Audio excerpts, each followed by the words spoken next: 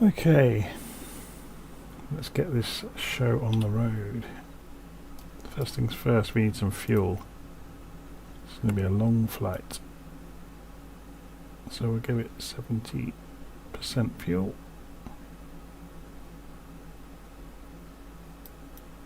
Or 75.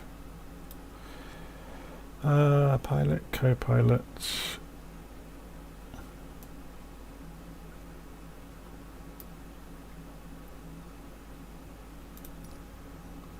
Okay, first things first. Let's look down the cockpit.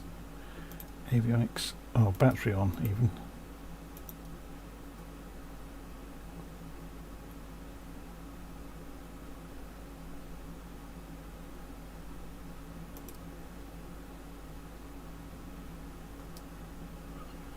Okay, systems are coming up.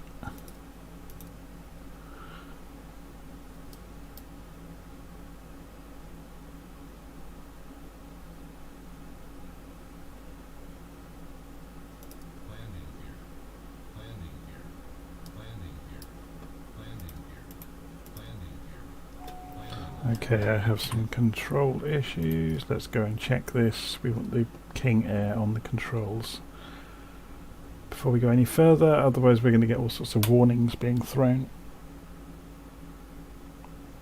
So bear with me while I go and configure Flight Sim. CRJ, have I got the King Air in here? I'm not sure if I have. G36, Twin Otter, Kodiak. Twin Otter will probably be... no. DA62, Hawk, TBM, Cessna. I'm not so sure I've got it in here. Oh no, I have. Excellent. Apply. Go back. Resume.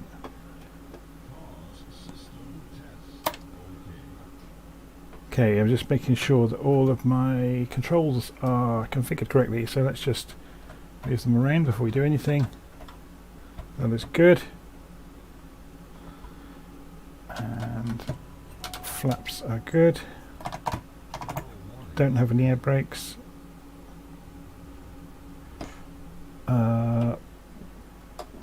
Wheel brakes are working. Excellent. Okay, so we're getting a parking brake warning, which is fine. It's a bit interesting that it's giving us a warning about it, but we'll shut that up. Okay. Katie's Aura says hi at all. Hello. Okay, so I'm just trying to get things sorted out. I've not been in the King Air for ages, so this is going to be a bit of a voyage of discovery. So we move the propellers towards about 80%. We move the fuel to full condition. Actually, it shouldn't be there. It should be, oops, there. And then come down here, and we've got the auto ignition, which we can arm, and then we can start the engines. Oh, did I set the fuel up yet? We'll find out in a moment. I've done the fuel condition levers here. Are there any overhead levers? I can't remember in the King Air.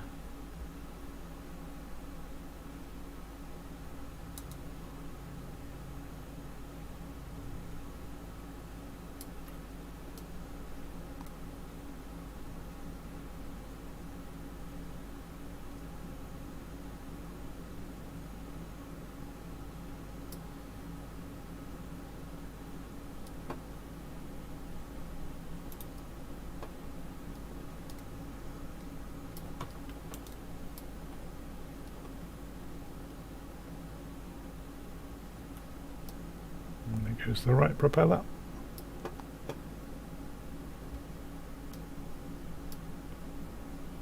Just waiting for the numbers to come up.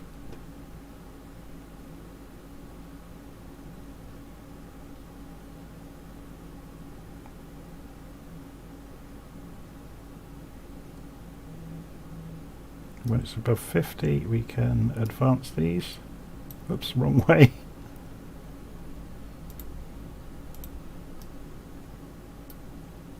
That's interesting that it held on to that with me pushing the fuel mixture to 0. William Kelly is saying, wait, you're not taking the Concorde on this flight. No, I haven't bought it. I had a look at it, I watched several videos. I'm going to wait. It's obviously version 1.0. It's been built by one person by the look of it. It was a hell of a job for one person having built it, but I'm just going to go and do a VFR flight tonight. Okay, so engines are coming up to temperature, so we can now turn off.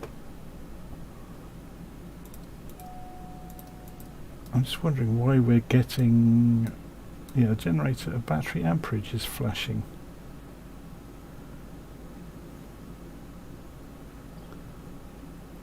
And ignition, obviously the ignition's flashing because we don't need the starters anymore. We don't need those either. Okay, that's made it shut up. Okay, beacon, strobe, recognition, nav.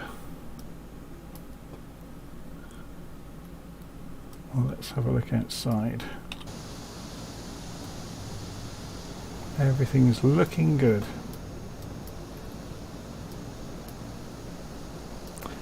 The weather is...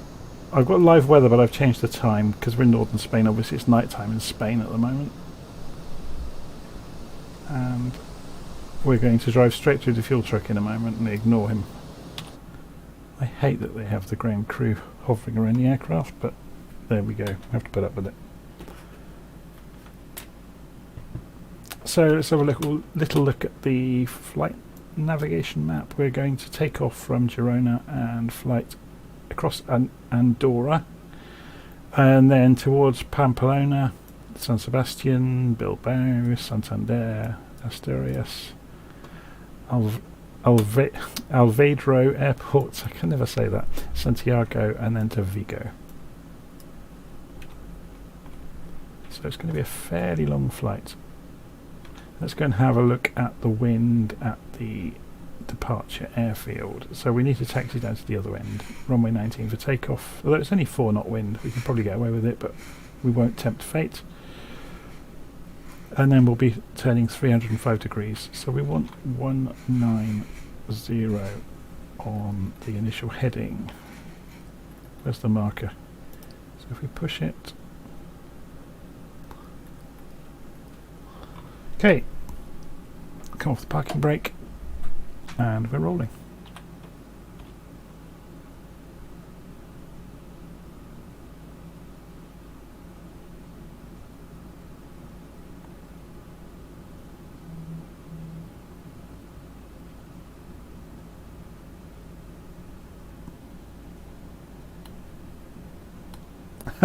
Lee is saying tapas and San Miguel stops. Oh, I wish I had some San Miguel in the fridge. That'd be perfect, wouldn't it? Maybe I should send... Oh, only one of our kids is old enough to buy alcohol at the shop. No, 2 of them are actually, but one of them won't. But the other might. It cost me though, because she'd want some as well.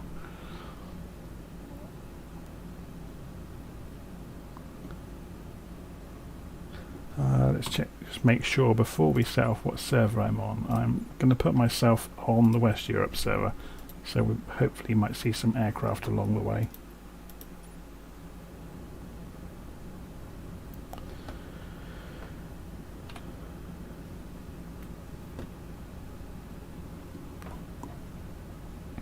Should be able to use nav mode on the autopilot. We've got the route programmed in.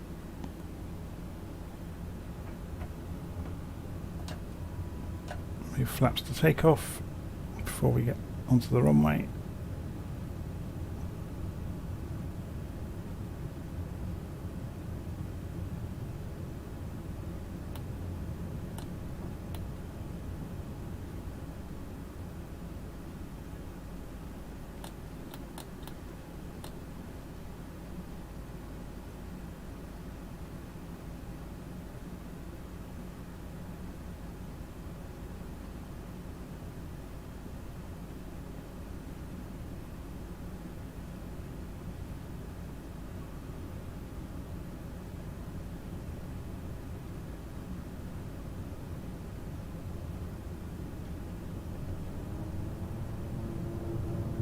Okay, full throttle.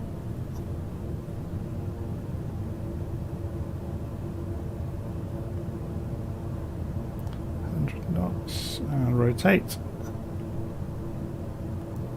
and gear up, sit up a little bit just so we can see over the nose, flaps up,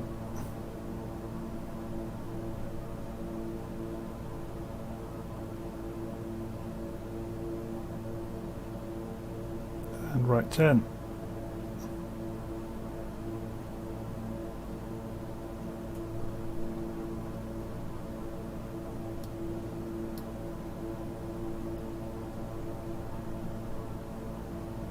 So we'll look outside as we leave.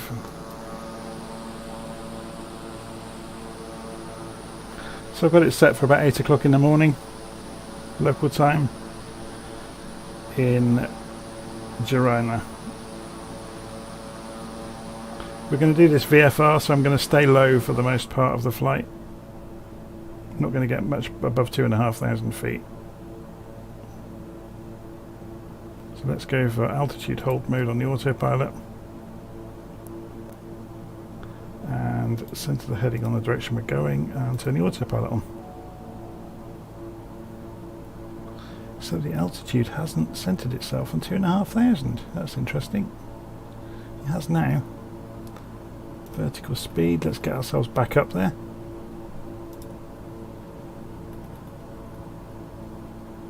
There we go.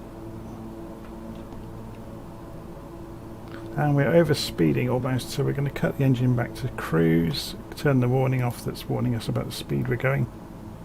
It's telling us we haven't got the yaw damper on, which we now have. And we're just intercepting the flight plan line. You can see the airfield we're leaving over there. So we're going to have to keep our eyes open because we are low. So obviously there are going to be hills above us along the way. I don't want to go too high though because we're going to the clouds. But it's going to be unavoidable soon. So if we press the... yeah, we are not going to use nav mode because it's going to put us into a hillside if we're not careful. Although we could use the gaps in the cloud, I guess, along the way. I thought it would be interesting to actually see some scenery for a change though. Let's just check the sound levels. So inside this aeroplane is quite quiet, so I'll turn that back up a bit. Actually the reason for that is I've turned the sim down itself. If I go into the volume mixer, yeah, I've turned flight sim down. Yeah, there you go. So I'll turn that down to -25 so you can hear me over the top of it, or maybe -20. We should be good.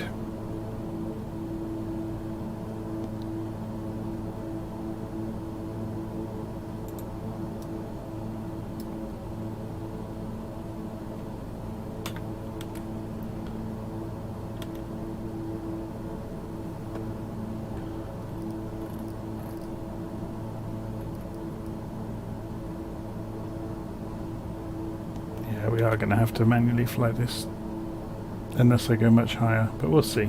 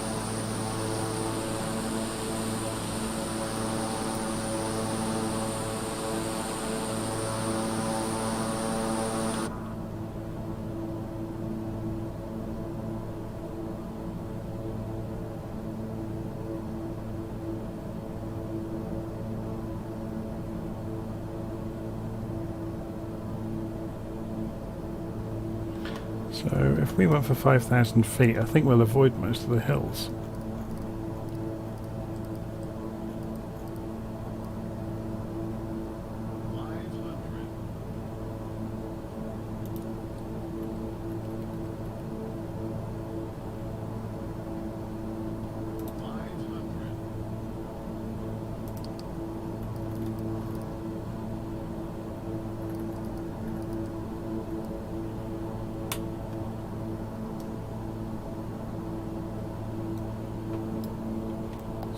back out of the side.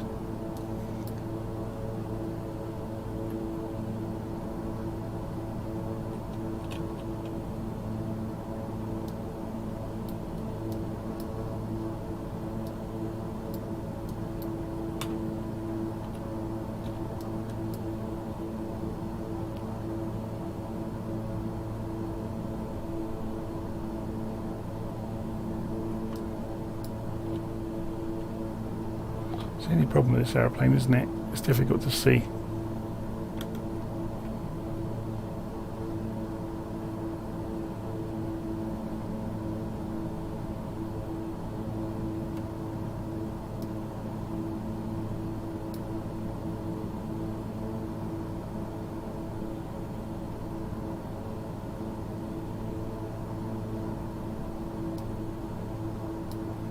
Rainbow.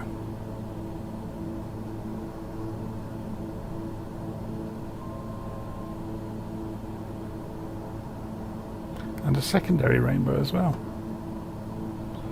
So I guess we're going to be flying into rain in a moment.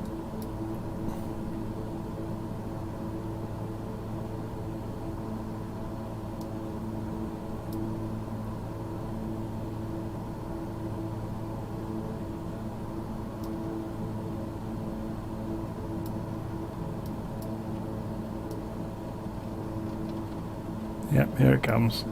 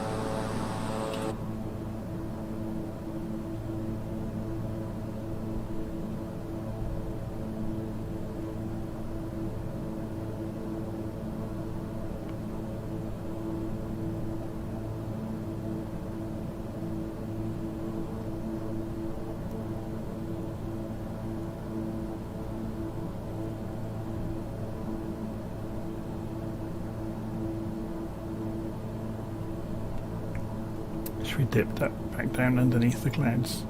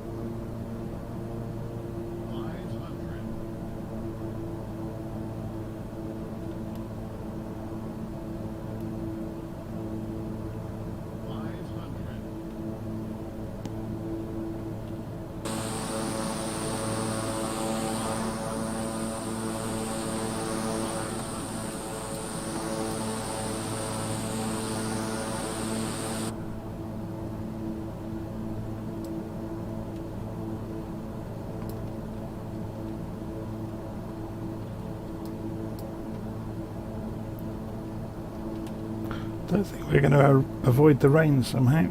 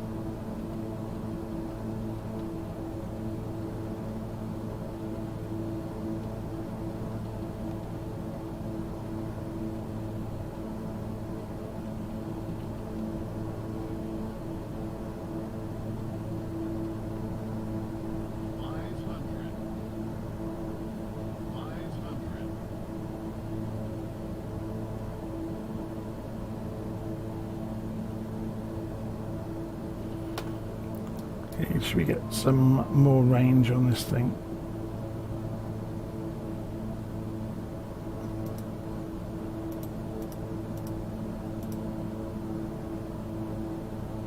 Okay, you can see our first airfield coming. LECD.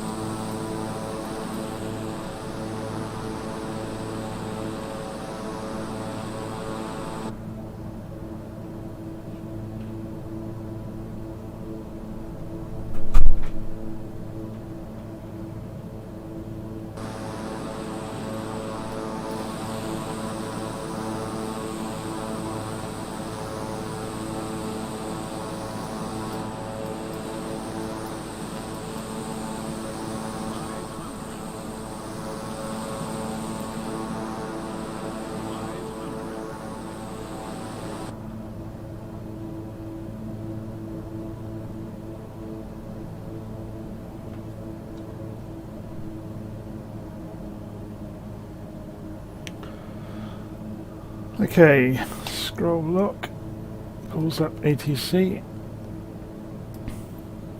nearest airport list, La Cerdanya, Tune Tower, request touch and go.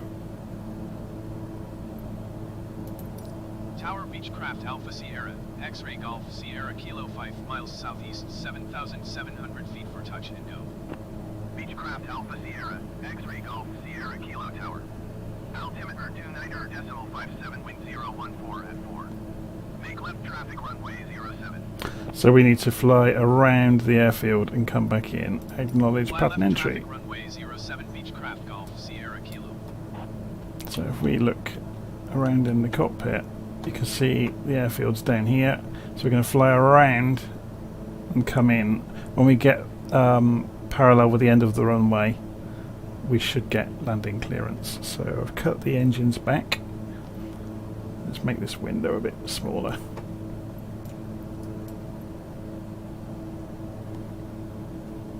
Steve3604 is asking, is this the King Air? Yes, it is. I very rarely fly it, but seeing as it's been updated in the simulator recently, I thought, why not? So we're coming in 150 knots. We're going to turn left into the pattern, do touch and go, and then climb back out and carry on with our journey.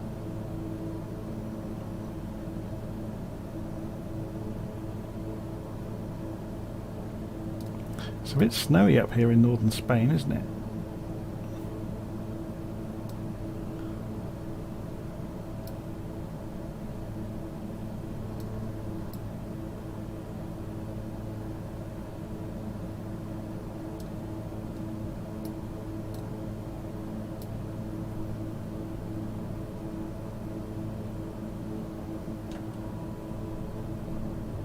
I'm starting to deploy the flaps just to get some drag, really.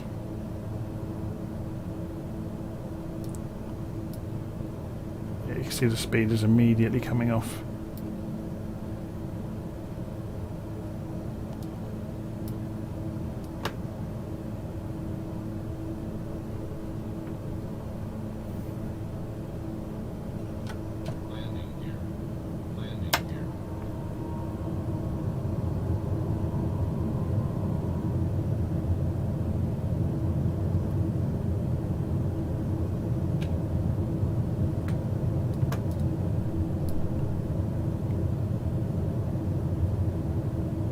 So we should get clearance soon.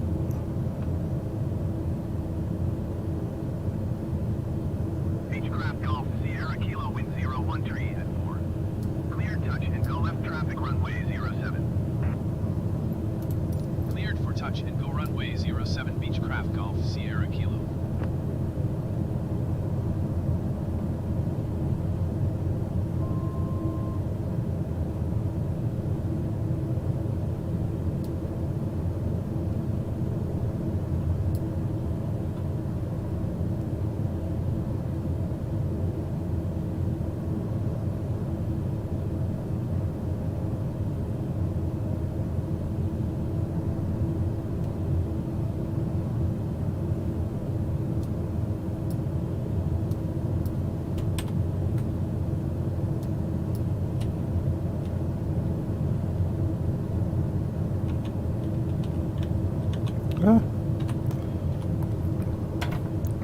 The views in this aeroplane are a bit of a battle sometimes.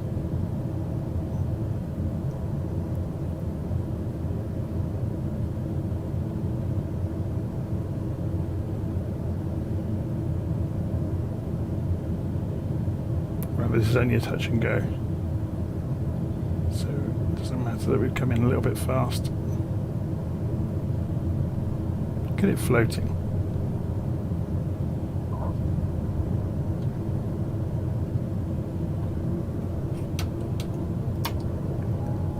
Gear back up.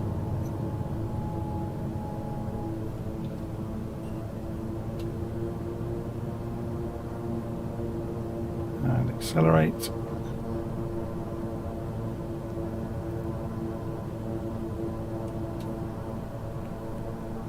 Flaps up. Cancel the landing intentions. And we go on our way. Cancel landing intention. Beechcraft Golf Sierra Kilo, your cancellation is received. Okay, we can close this until we get to the next waypoint now, so we're going to begin a left turn.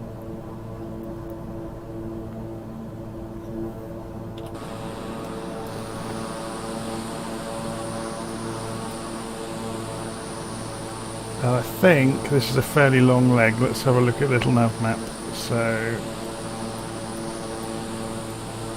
yeah, this is 150 miles. I'm going to climb above the mountains, above the cloud. So let's get that ready. Let's go for 10,000 feet, or 9,000 feet to begin with, that'll do. Just coming round. Let's set our vertical speed up. 1,000 feet a minute. Autopilot on. Heading mode. We're going, so 1,000 feet a minute to 9,000 feet. Yaw dampers on. We're only in roll mode at the moment, not in heading mode, but we can go for nav mode now. And we need to set the GPS, don't we? I think you have to click on it in this one. Yes, you do. There we go. And to make the menu disappear, you have to press the menu button down here, which isn't very obvious, I think. Is that it? Will that make it then go away? No, it won't. Menu again. There you go.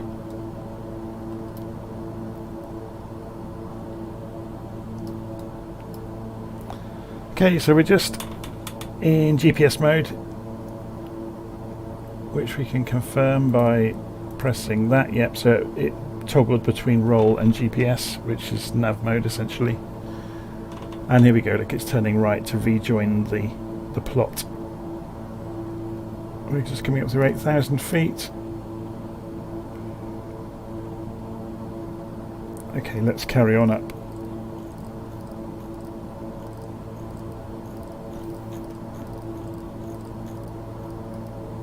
The 15,000.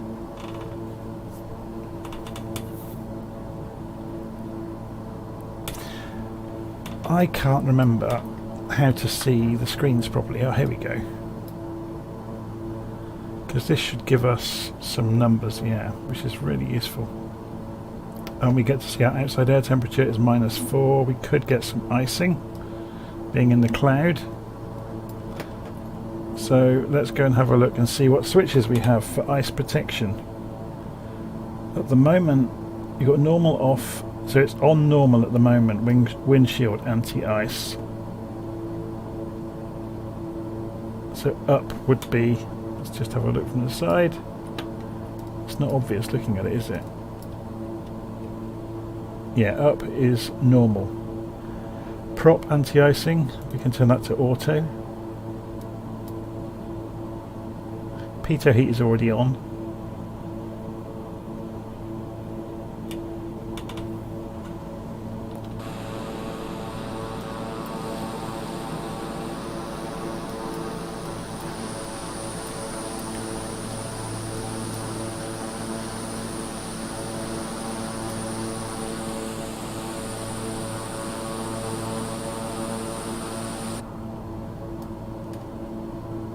Propellers are about 85%.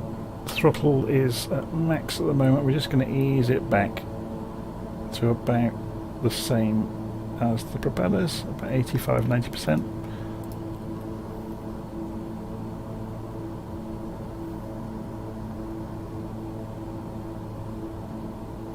Just climbed up to 10,000 feet and we're well on our way.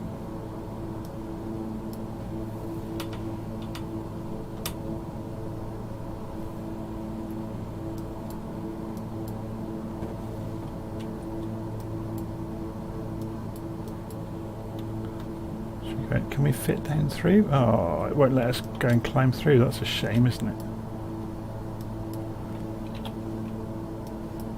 Can we really not go through there?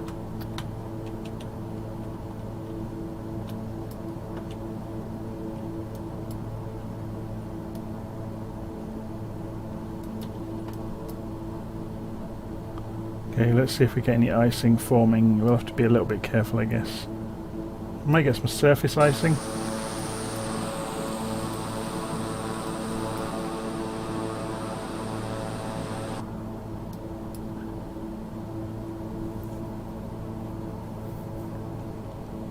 We're still climbing. 5-degree climb. 1,000 feet a minute. Holding on to 220 knots.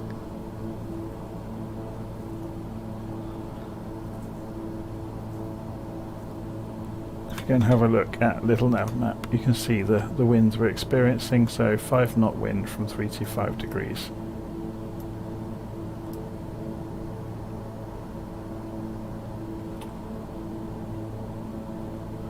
We should be good to stop the climb at 12,000 actually.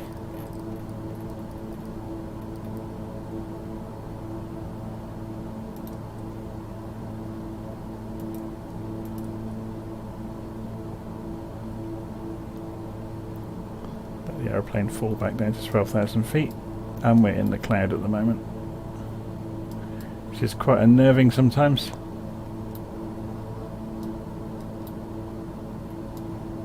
But we have the projected view, so nothing to worry about really. We can see where we're going.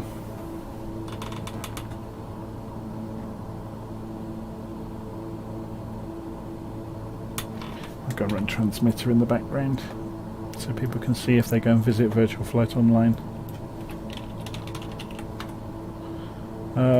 Actually, let's put the same as the aeroplane out there.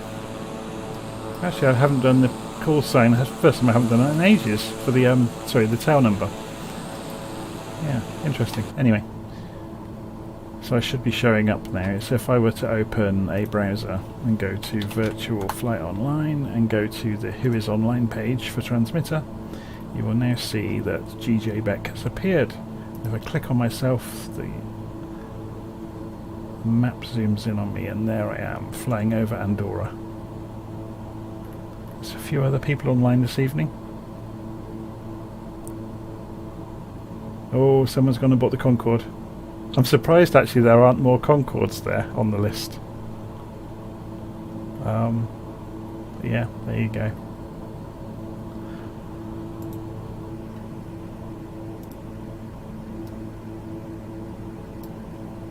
Oh, we've broken through the cloud. Excellent. Get some view of the mountains that we're crossing over.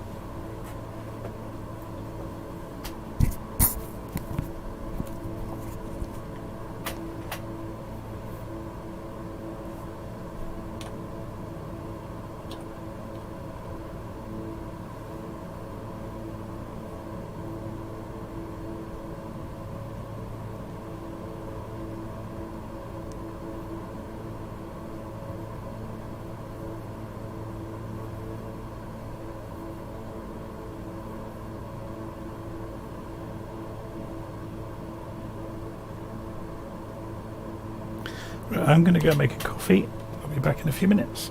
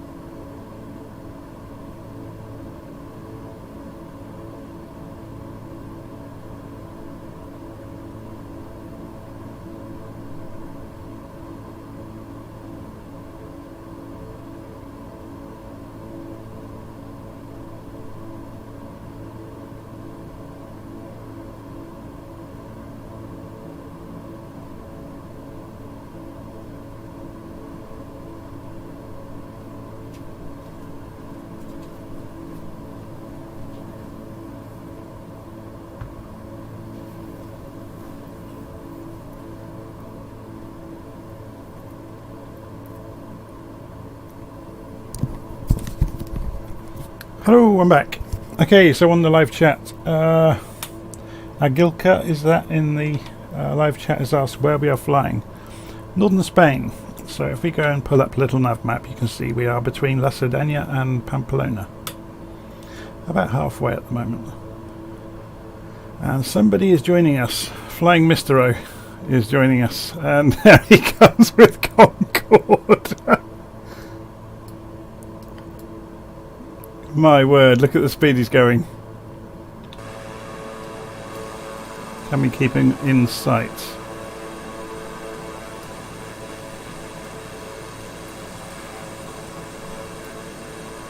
Just going out across the Pyrenees at some speed.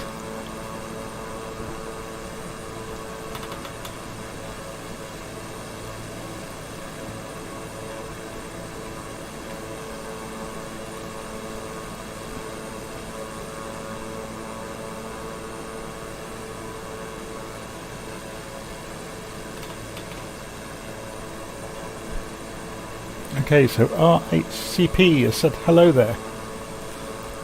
Hello there.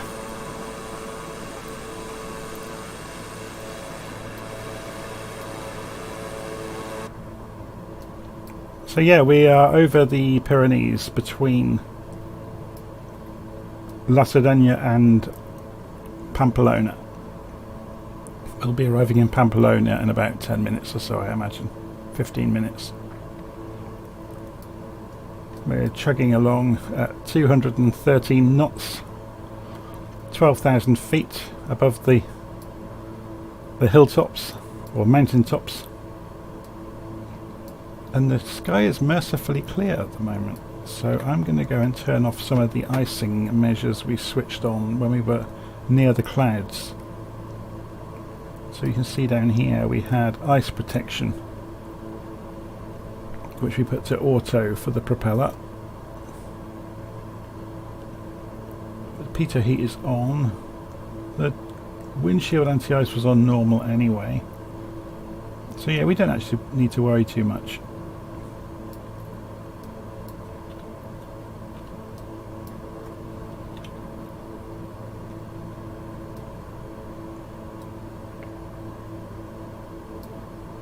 It's amazing scenery, isn't it? Katie Zora says, I'm waiting till May for the Concorde, as it should be in the Sim store by then. Hopefully. I had a look at it earlier with some friends. Some of my friends have already bought it, and they're obviously flying it tonight, as you saw. Emmanuel flew past Mr. O, going at quite some speed. It's a difficult one. It's kind of halfway between being realistic and being massively simplified. And the quality of the three-dimensional kind of cockpit, it's obvious that a professional 3D artist has not worked on it. It looks very... It's difficult to put your finger on why it looks wrong. Well, it's not that it's wrong, it's just not as polished as it might be. But then you have to realise some of the development teams building these airplanes for the simulator are one person. You know, so when you have to wear all the hats, you're not going to be a specialist at all of them. And so that one person has managed to make a high fidelity aeroplane at all is incredible, really. Because the Concorde does simulate moving the fuel around inside the aircraft to balance the centre of gravity. So in that regard, it's actually quite, you know, it's stunning that one person's managed to do all of that and build the 3D model and all the rest of it, and the flight model. But yeah,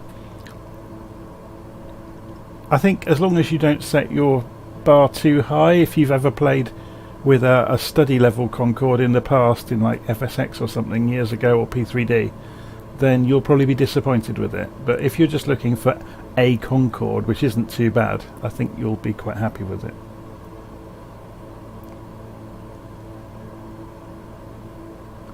But yeah, there's lots of people out buying Concordes tonight.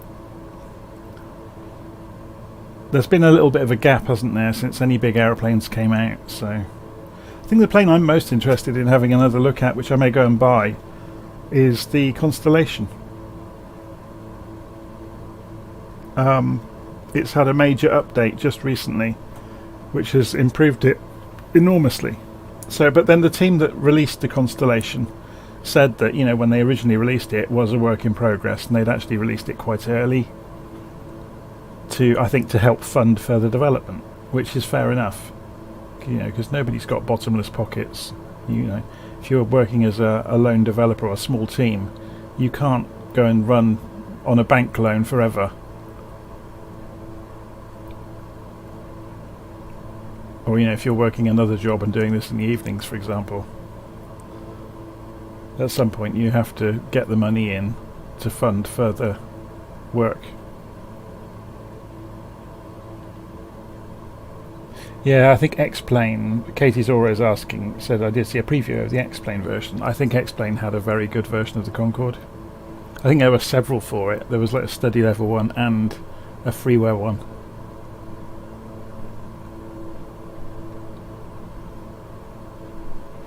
I'm not sure though how I feel about Concorde in a flight sim. It's got quite a narrow flight envelope. So to operate it properly and to get to altitude and to get to Mach 2 and to get back down, you're pretty much following a very strict process within the aircraft from takeoff all the way into landing. And yes, you know, it's a bit of a one-trick pony. Yes, it can get to 60,000 feet and it can get to Mach 2, but you have to manage your climb very accurately and you have to manage your descent very accurately. And outside of that, it really can't do much else. You know, it needs long runways wherever it goes. If you fly it correctly, you can't break the sound barrier over land. You know, it's an interesting one. So you end up flying, you know, SIDS and stars where you're flying out over the ocean as much as possible. So there'll be nothing to see then.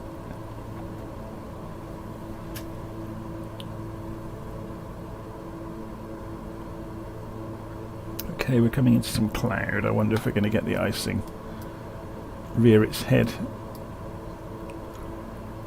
We'll put the prop anti-ice on automatic.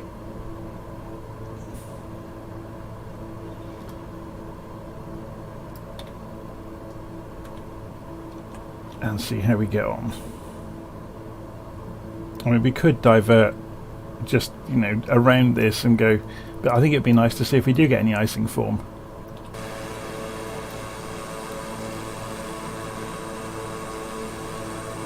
It maybe we're high enough that it's too cold for icing to happen.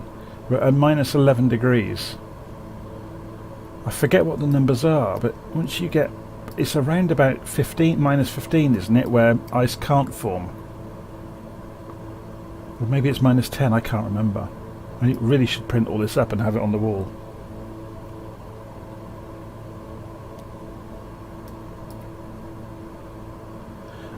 I think for Concorde to stretch its legs, you're really looking for, yeah, upwards to kind of a couple of thousand miles, really.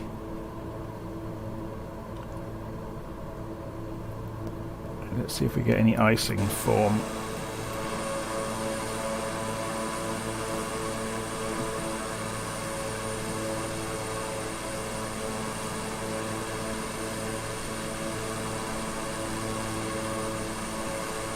So we're coming out of the main part of the mountains now, actually. So we could start descending back down. So let's do that. Let's come back down to... Before we do start a descent rate or anything, let's go and check what the altitude of Pamplona is. So show information for Pamplona. 1,500 feet. So we'll come down to 5,000 initially. And then we'll manage the rest during the descent on the approach. So we'll come down at a vertical speed of 1,000 feet a minute. And we'll watch the airspeed and make sure it doesn't get too fast. We'll cut the throttle if we start to get too close to the limit of the airframe.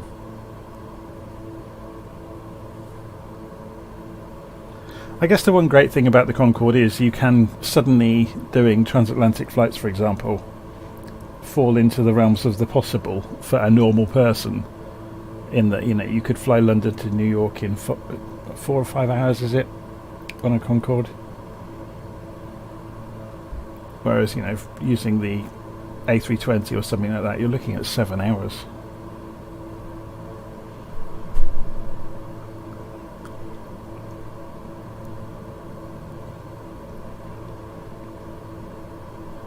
It'd be interesting actually to go and look up the routes that Concorde was allowed to fly.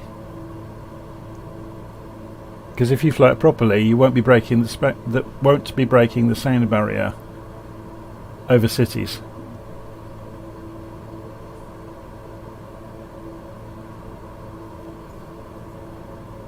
It would be interesting to look up the rules that they had to fly, you know, the operating procedures they had to fly within, or restrictions I should say.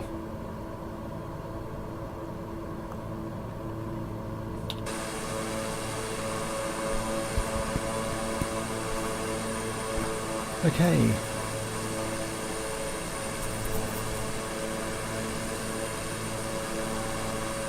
So, King Air is chugging along, it's coming back down, let's just keep an eye on the speed, we're getting quite fast, it's creeping up. So I'm going to ease the throttle back just a little bit.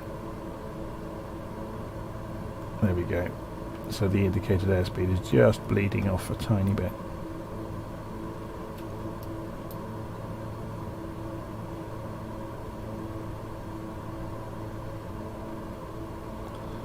Let's increase the range on the screen.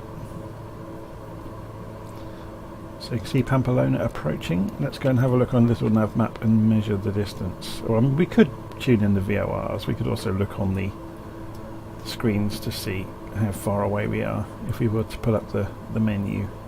But we can see here as well, you get summary information on the top of the PFD, the primary flight display.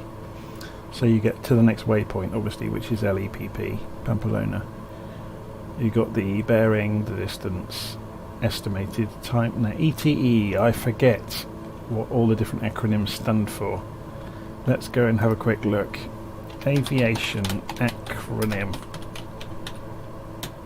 ETE. Estimated time en route. Aha, there you go. The magic of Google.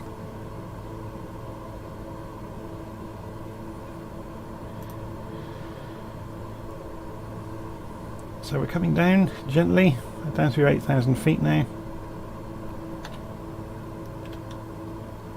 And we are out of the snow by the look of it, into nice lush green hills again. So saying goodbye to the Pyrenees for the moment.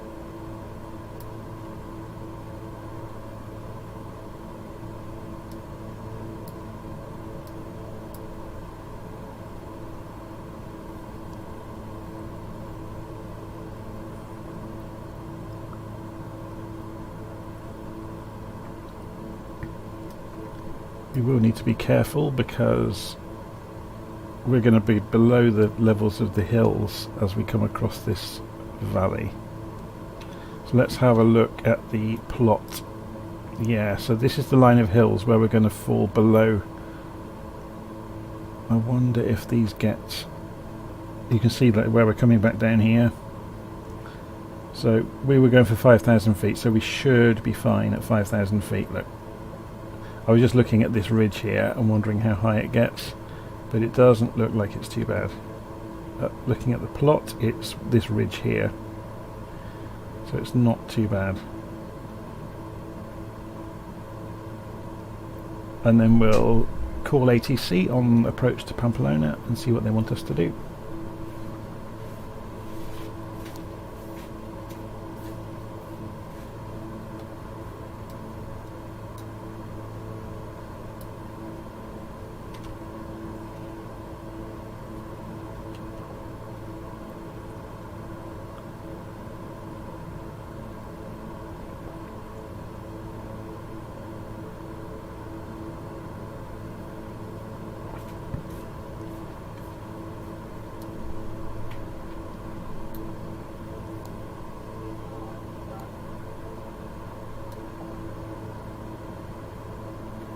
.6,700 feet and descending.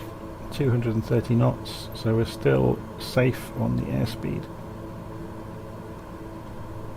Just keeping an eye on these hills. So as you can see, we are getting lower and lower.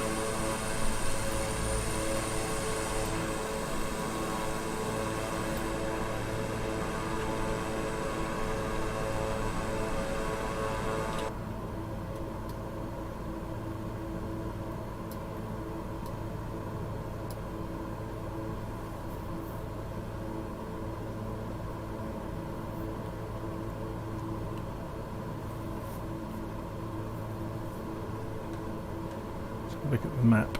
We're about 20 miles out now from Pamplona, so let's get on the radio and give them a call. Then we can plan our route in. So, nearest airport list, Pamplona. Tune Tower, request touch and go. Pamplona Tower Beechcraft Alpha Sierra, X-Ray Golf Sierra Kilo 23 miles east, 5,500 feet for touch and go. Beechcraft Alpha Sierra, X-Ray Golf Sierra, Kilo Pamplona Tower. Altimeter 29.66 wind tree, 29.10. Right base, Right base, runway 33, okay. Acknowledge pattern entry. Right base, runway 33, So let's go and have a look. Golf Sierra Kilo. So they want us to fly and come round here and turn right into runway 33. Okay, so what we will do when we get a little bit closer is turn right first and then double back to enter the pattern. So we'll do so when we get to the castle. We will turn to 330 degrees. Yeah, and then double back on ourselves, which will put us into the pattern. And start descending as we do it.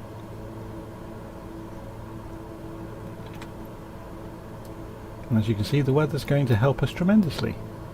Because the weather's good like that. Okay, so we centre the heading up on the direction we're going. We're going to press heading mode. So we're in heading mode now. So when we change the heading on the autopilot to go to 330 degrees, it makes it nice and simple. So we'll zoom in on this as well so we get to see it. Do we have any... So, if you imagine a triangle, so where the water is, we want to turn right about here.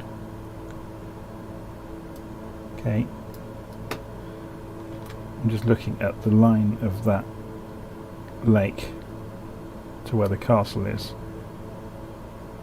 It's interesting, there's another piece of water showing on the map. I don't see it on the Google map, but it shows here. Which is kind of interesting.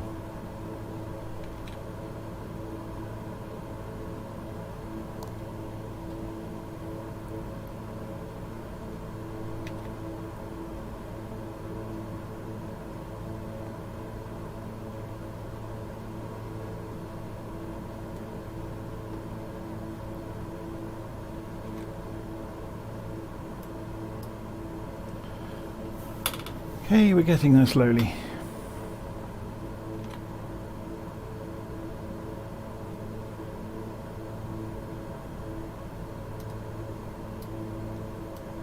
And we have levelled out 5,000 feet, which is perfect kind of height for the approach by the look of it.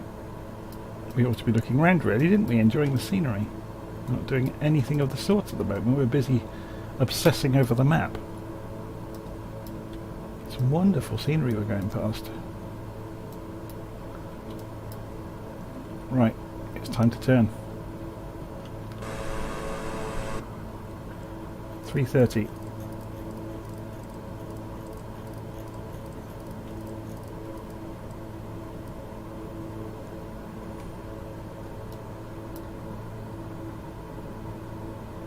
Let's get rid of the VFR map out of the way. We can see the map down here.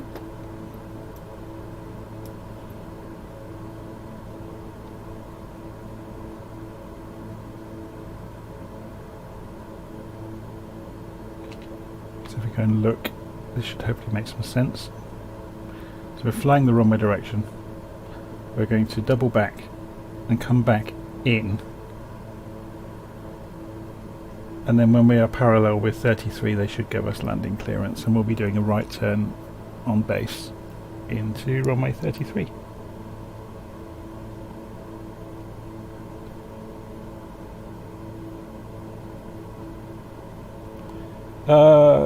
Dr. Beavis has said, hey there, just wanted to thank you again for the extreme fog VOR flight tutorial. I flew my first VOR only flight last night and learned a lot from it. It's good fun, isn't it?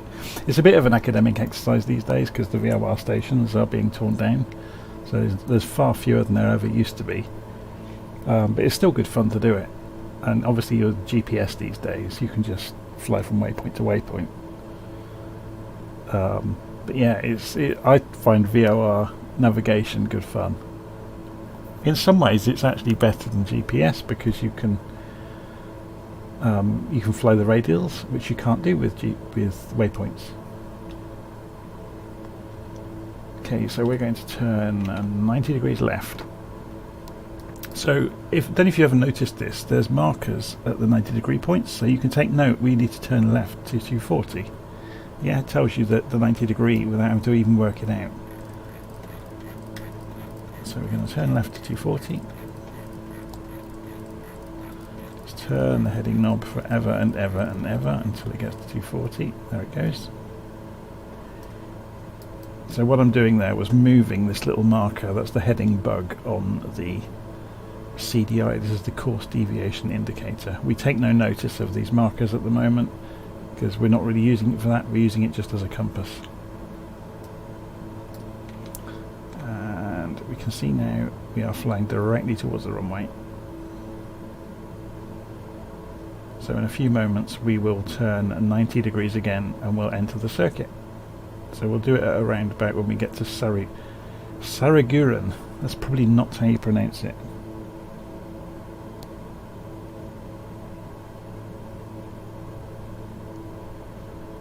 Yep, I agree completely with Dr. Beavis that yeah, flying on GPS and autopilot is pretty boring. Okay, so we're going to turn left now to 150.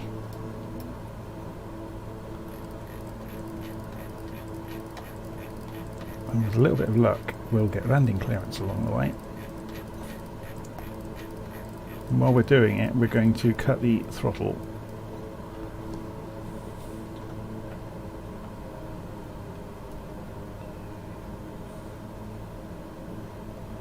We should see the runway. Well, once we've levelled up, we'll be able to dive outside and see it. Let's go and have a look outside.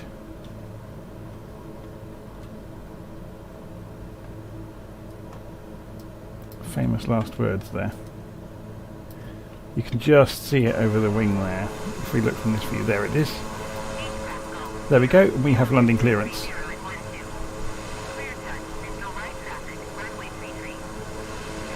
So we will acknowledge our landing clearance.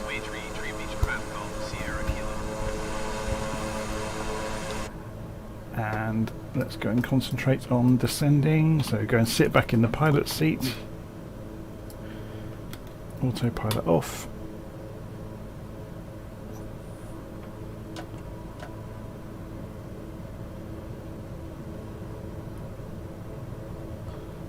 Okay, let's go.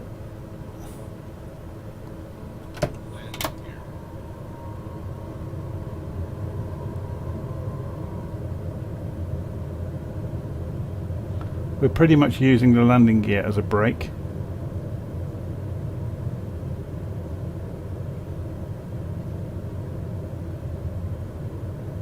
So you can see the runway over here.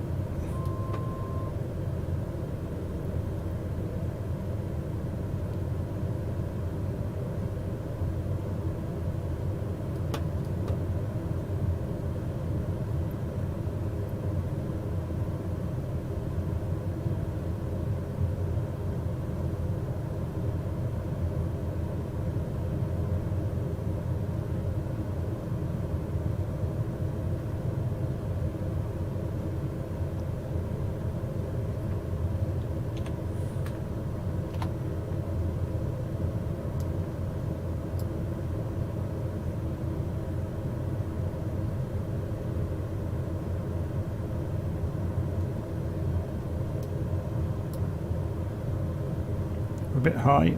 So when you find yourself a bit high in most of these aeroplanes, you can side slip. So I'm going full left rudder and then right wing down. So it's kind of like turns the airplane into an elevator. You have to kind of balance it a little bit to get used to what the airplane's doing. So it allows you to descend very quickly without gaining airspeed, because you're using the side of the aeroplane as an air brake. So you can see what's happening. We're holding on to just over 100 knots, but we're descending very, very quickly. Then if we just gradually unwind it, we can come back onto the approach. And we descended kind of 500 or 1,000 feet without gaining too much speed, which is perfect, really.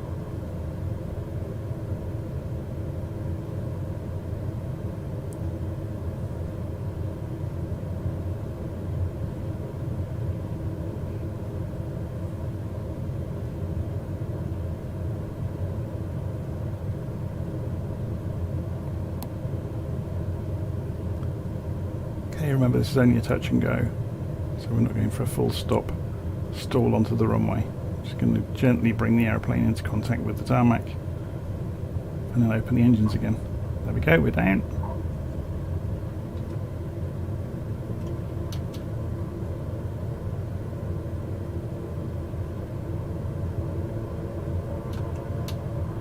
Whoa, the screen is glitching. What's going on?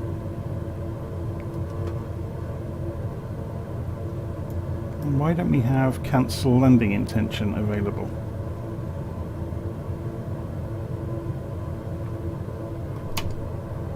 Oh, we do now. Cancel landing intention. Pamplona Tower Beechcraft Golf Sierra Kilo cancel landing intention. Beechcraft Golf Sierra. Sierra, your cancellation is received. Okay.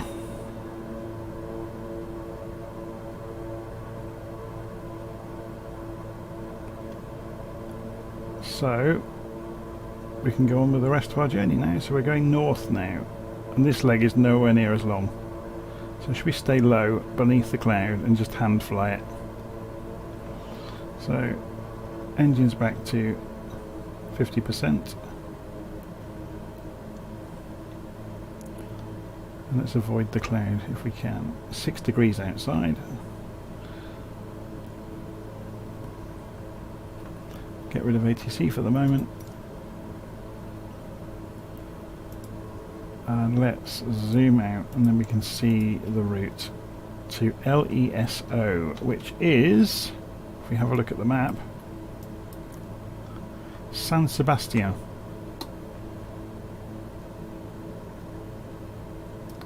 So along the way we'll do some sightseeing, shall we?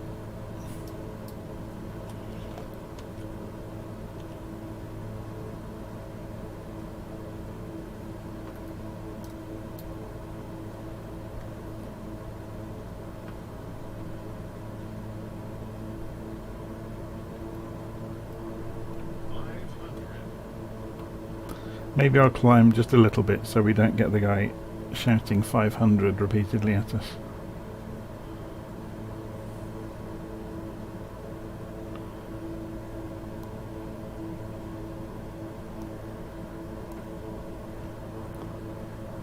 Okay, should we pull back up the map so we can just use it for some reference along the way?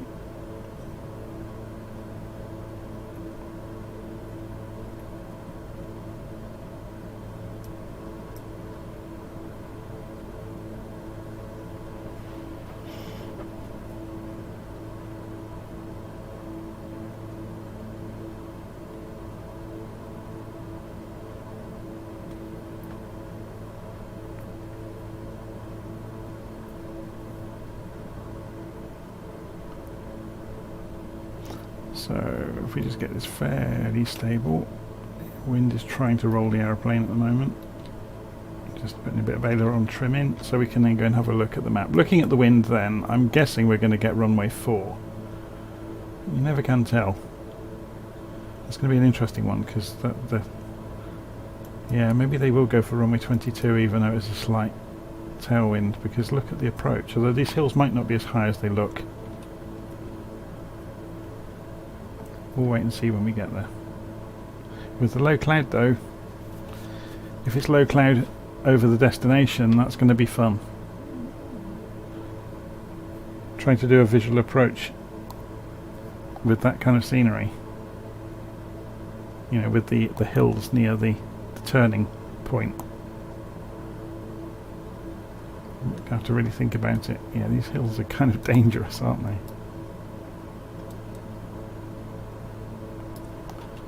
Look out this side.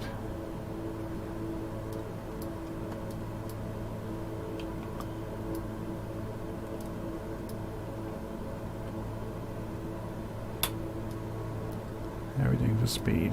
190 knots.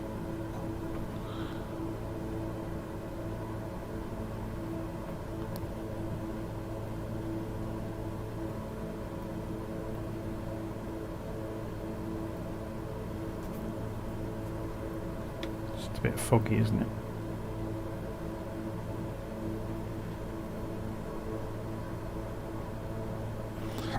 Thankfully we have this wonderful screen down here which tells us where the hills really are, so we don't necessarily need to be able to see them.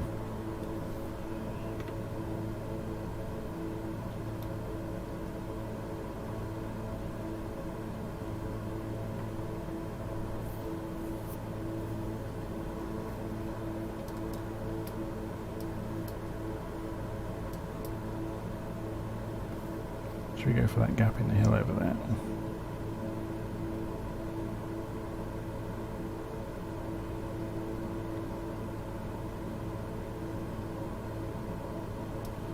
Try and avoid the weather.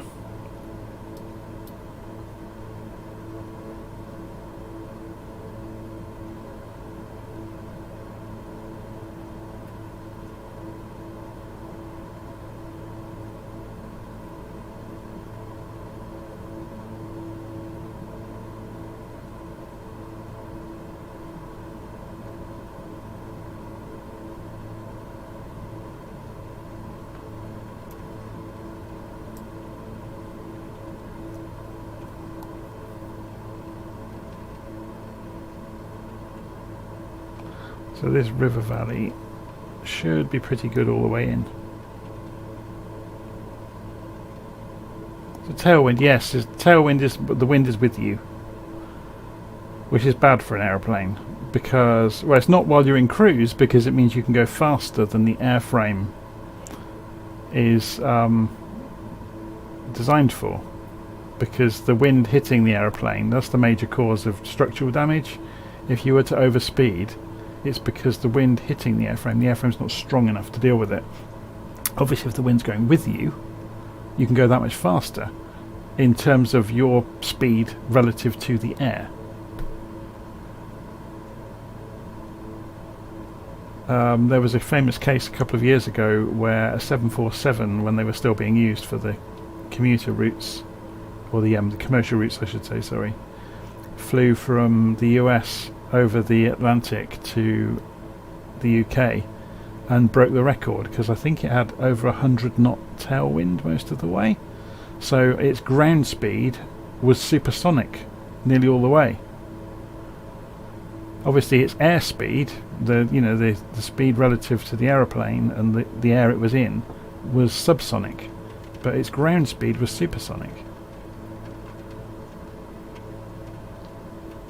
So this is going to be an interesting landing if this storm is widespread.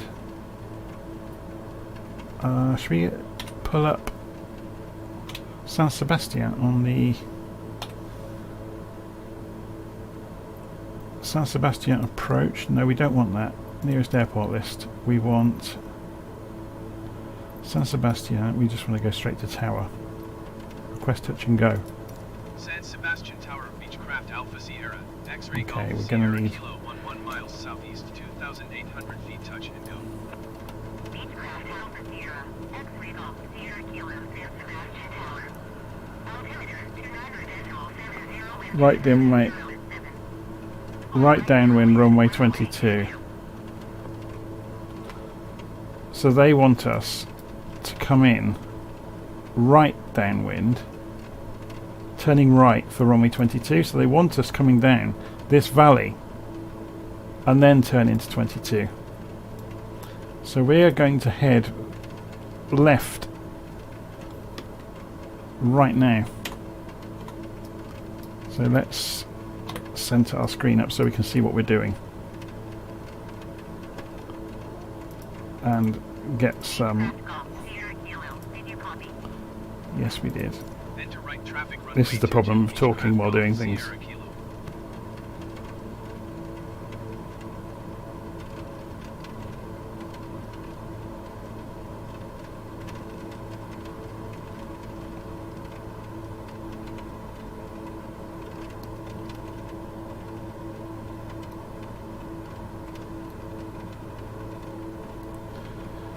So, right, hence following those wind patterns, that sort of pushed the plane forwards. Yes. Yeah, that's absolutely right.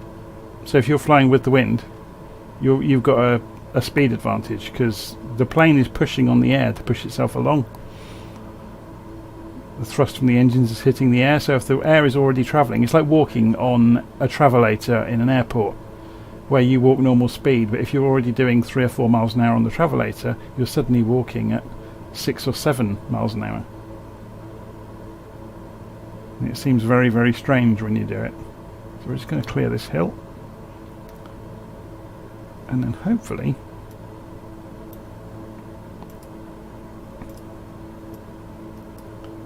we should be good for descending into the valley. So here's the valley.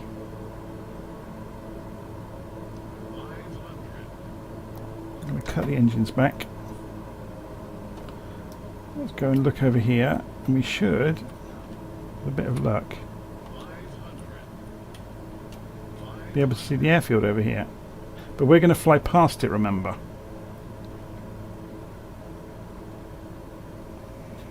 So we're a little bit low, so I'm just going to climb a little bit.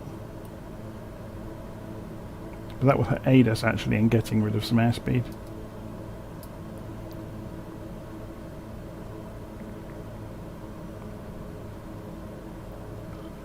Okay, so we can keep an eye on the airfield down here. We're going to fly down this side of it, turning right. When we get parallel with the end, we will be given landing clearance, hopefully.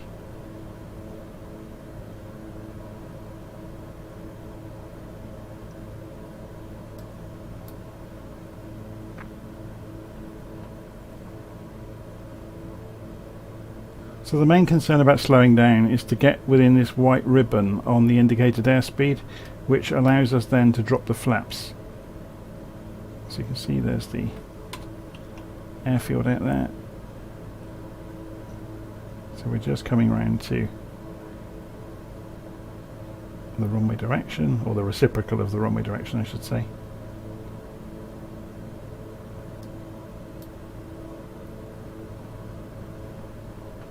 And we can pull the throttles back and start dropping flaps.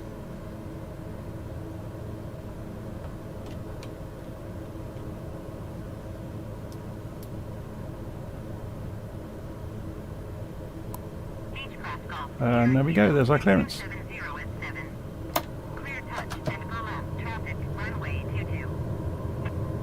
So we acknowledge. Clear touch and go runway 22, Beechcraft Golf Sierra Kilo.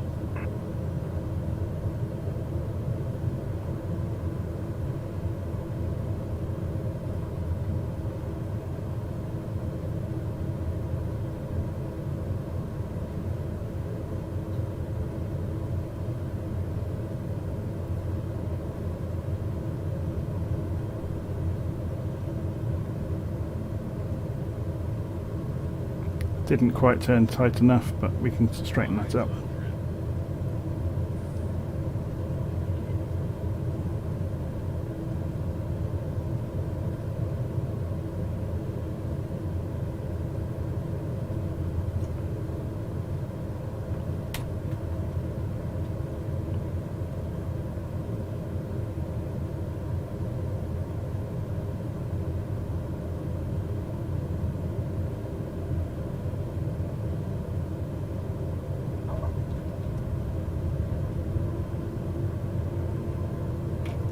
Okay, that's that touch and go done.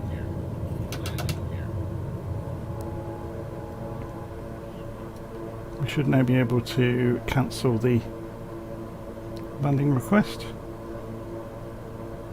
he says.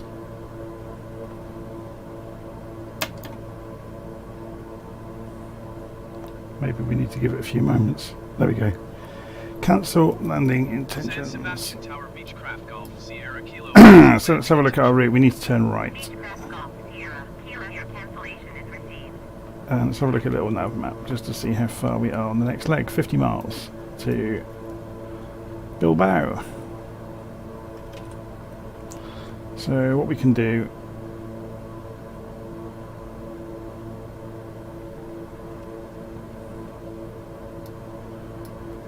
at the moment the autopilot is in, it will climb to 5,000 feet all on its own if we give it a vertical speed to get there, which we're about to do.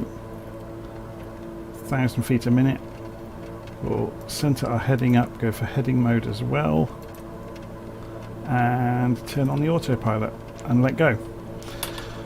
We can press nav mode now because this is lit up and the aeroplane is, if we center on the aeroplane actually, there we go, you can see the aeroplane is now intercepting the line on the map.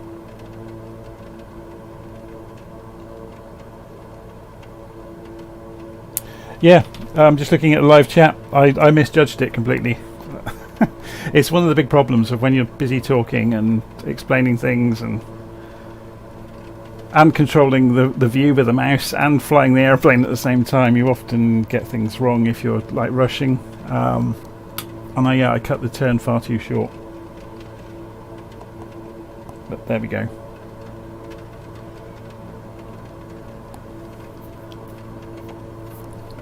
Pull the engines back to about 90%.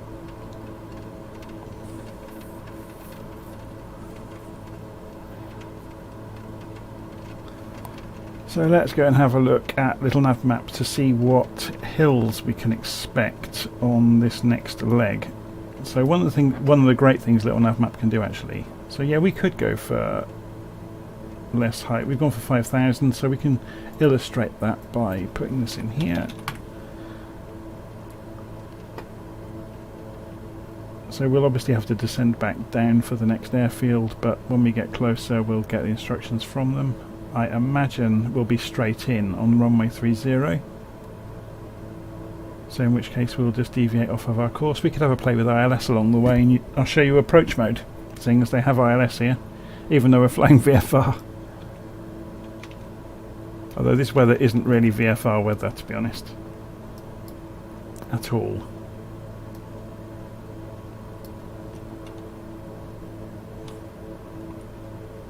It does look incredible though, doesn't it, in flight sim?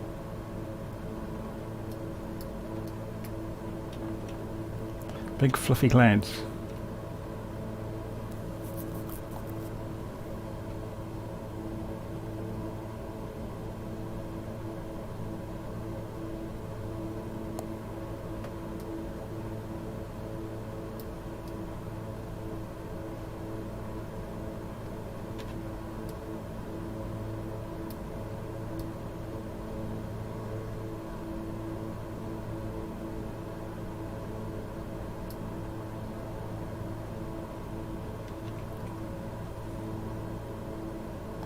So what we'll do when we get a bit closer is tune in, we could do it now actually, 110.30 for Bilbao, ILS for runway 30. If we do this without, actually let's see if we can call ATC now. Nearest airport list. Bilbao. Tower, request touch and go. Bilbao Tower Beechcraft Alpha Sierra. X-ray Let's Golf see what Sierra runway they give Kilo us. 36 miles east, 5,000 feet with kilo for touch and go. Beechcraft Alpha Sierra. X-ray Golf Sierra. Yeah, straight in runway 28. Oh, okay. That's a shame, isn't it? They want us to go straight in on this one. Can we change the runway? Can we ask for a different runway? Fly straight in runway 28 Beechcraft Golf Sierra Kilo. No, they won't let us change the runway. Damn. Just for the purposes of showing you how ILS and approach mode, we're going to cancel and just fly in anyway and not use the ATC. So we'll turn all this off. So what we need to do then is go into the menu. So press the menu button, this comes up, and when you're in here you can get to the nav1 frequency, and we can tune in, for example, you can see here 110.30, and that puts that into there, and if you press transfer immediately it makes it the active frequency. And then before we do anything with it, we're going to switch to heading mode on the autopilot. So I'm going to press the middle of the heading knob, which moves the heading bug to the front of the CDI, or the course deviation indicator. And then we've switched to heading mode. So we're not flying according to the plan anymore. And then we can change the source for the CDI to VOR1.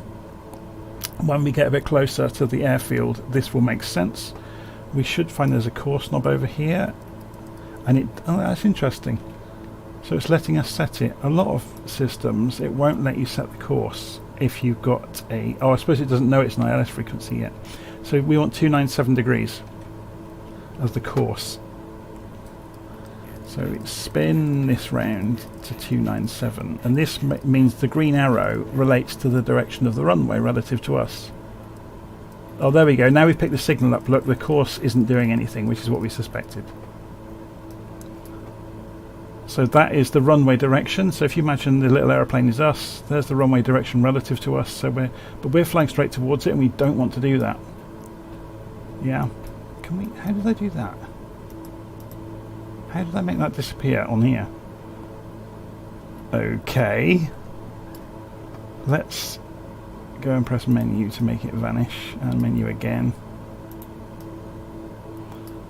Maybe it was a drag, I'm not sure.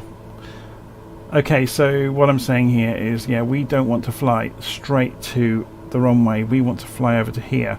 So what we can do on the map is measure distance and say we want to fly about 250 degrees, 255, remembering there's a crosswind component as well. So we'll go turn right to 255 degrees, or left, sorry, to 255. So I've just changed our heading to 255, so the aeroplane's turning left. And you'll see now, hopefully this wind will push us sideways back towards the beginning of the ILS.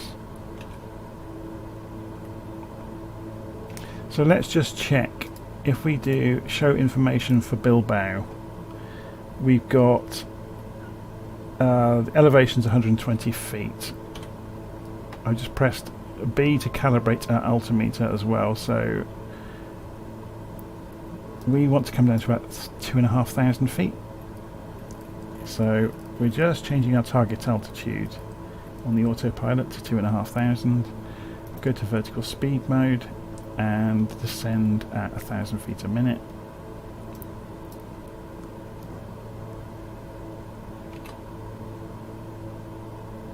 So 2,500 is good to clear the hills. On the track we're... Actually, this isn't reflecting the track we're on, so we do need to add a position to the flight plan to make this reflect correctly where we are, and another one there.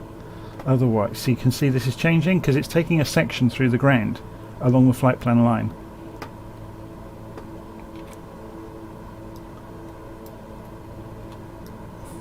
Okay, so while we're flying along on this intermediate leg, we can have a look around outside again and not worry about navigating quite so much. It's interesting weather today.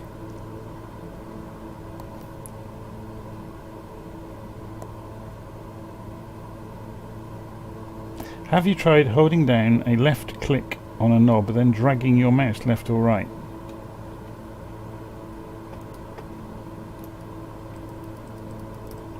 Oh my word. Didn't even know that was that was a thing. There we go. The trouble is, I think the stock aeroplanes have all that kind of functionality, And the third-party airplanes, it's an absolute, you know, it's pot luck if they've implemented the different controls like that. But yeah, I didn't know that was possible. That's a really great shout. If only there was a book for this simulator, hey.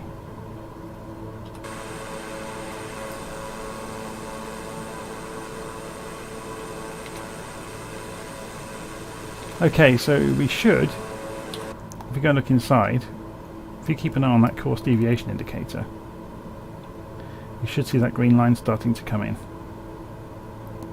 And you should see, yeah, the diamond has appeared for the glide slope, so the localizer line hasn't lined up yet. So what we're going to do is come off the throttle to slow right down, so we're not in a rush to show you any of this. Just keep an eye out the window as well, make sure we don't crash into a hillside. Yeah, we should be good to go down this valley.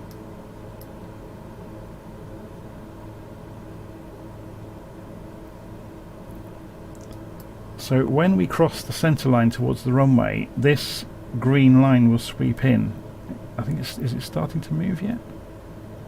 Let's centre my screen up.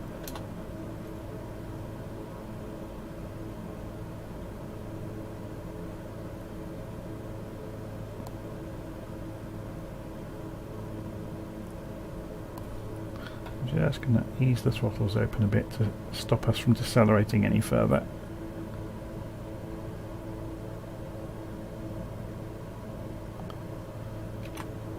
So when we get closer to the line, what this means at the moment is we are to the right of the centre line of the runway. Yeah, so there's the centre line there. We are to the right of it. So as we get closer to being on it, that green line will come into the middle. When it's in the middle, we are on it. If it goes to the right, we have gone to the left of the centre line. But most of these planes with the clever, whizzy control panels, the master control panels and clever autopilots, have got an approach mode, which is there, APPR. So if I click approach mode now, because you can see the glide slopes coming down, you have to be in approach mode before you go through the glide slope. You can't descend into the glide slope in most aeroplanes.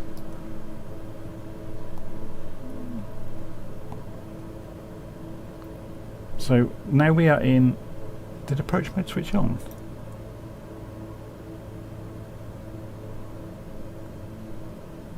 Yeah, it's gone to localizer mode and glide slope. There we go. So the plane is turning towards the localizer. There we go. And it's descending on the glide slope. So I haven't touched the controls. So it's flying down that invisible line towards the runway. If I come off the autopilot, I can illustrate what happens. So watch the course deviation indicator. So if we were to turn right of the runway, watch the line. It's sweeping left. So we're getting the runway is to the left of us, the line of the runway. If we go back right,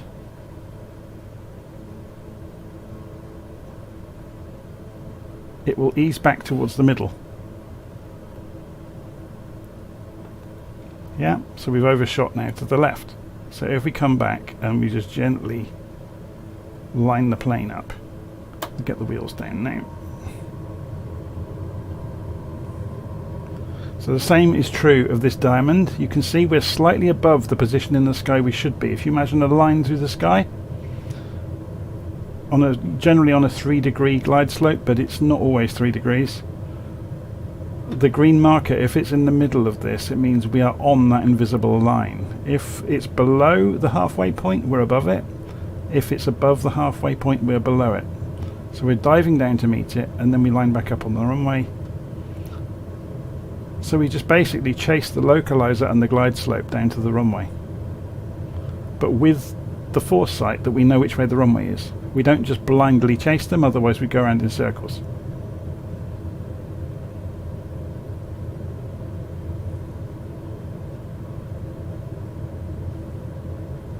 Okay, so let's straighten our screen up so we can actually get some idea of seeing the ground. I mean, it makes no sense doing this to be honest, because we've got perfect visual conditions close to the runway. But I was just showing you how the ILS works. Obviously you can see I've gone high while I was messing around with the views. So we're just descending back down, and you can see the green diamond is floating back up towards the middle, and then we gently raise the nose to stop it from going any further. So obviously the whole point of this is you can descend to the runway without being able to see it by following the instruments if you know what you're doing. You know, with a bit of practice you can be looking at the airspeed, the altitude, and the course deviation indicator and the glide slope marker, and you can judge where you are in the sky in your mind. There, we've gone high again. Just correcting for that.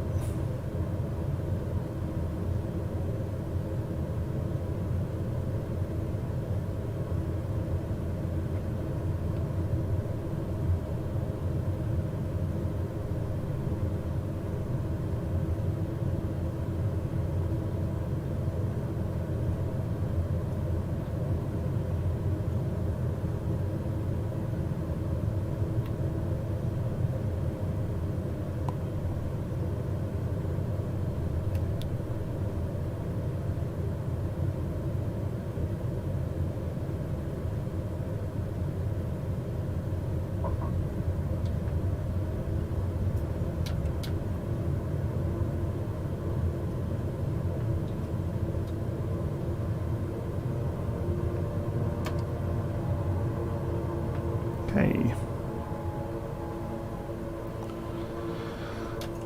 Flaps back up. Accelerate.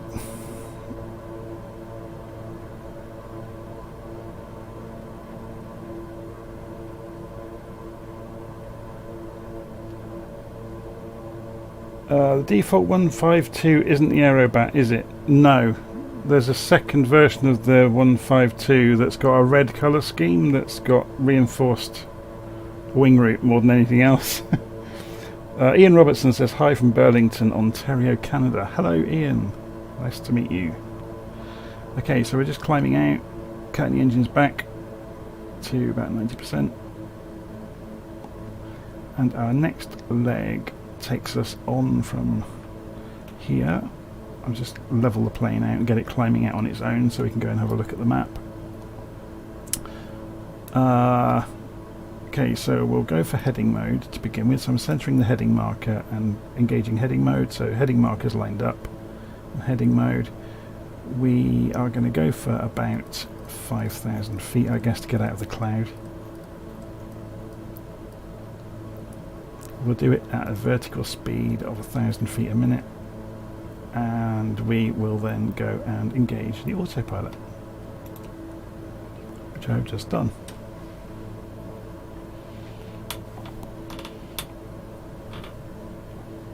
We can, if we change the CDI back to GPS mode. How did I do that earlier? I managed to close this without doing anything. I have no idea how I did it.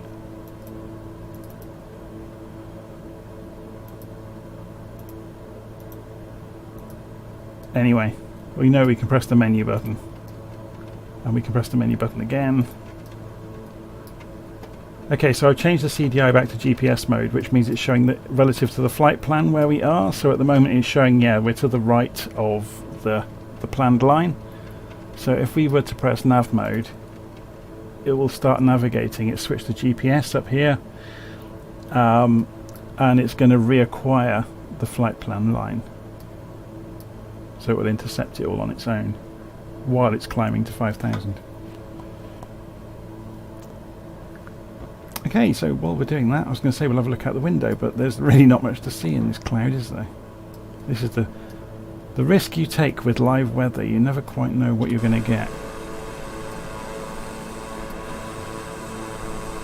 Big fluffy clouds. Okay, so let's have a look at the map and see what sort of distance. We're going 40 miles to Santander.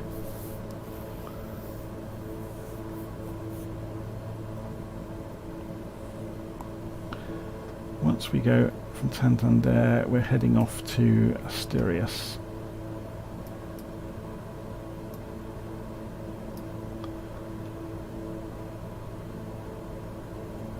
So we really don't need to have all this height, but it's just to get out of the cloud really, so we can see anything.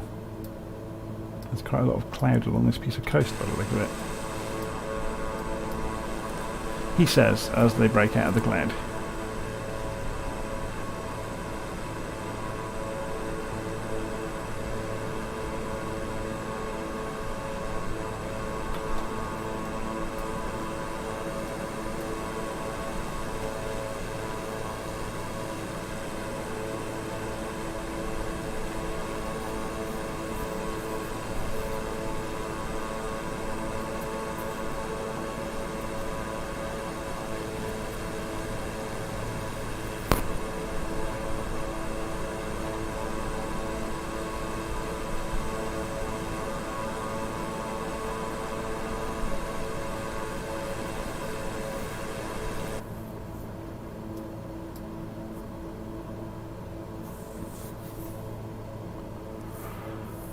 Okay.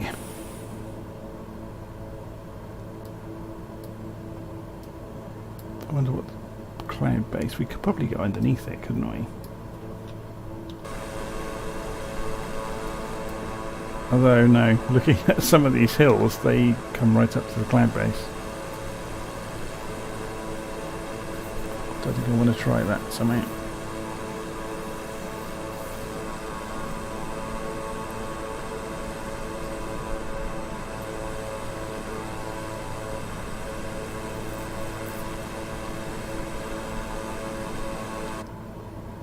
Okay, once we get past this ridge, we should be good. Yeah.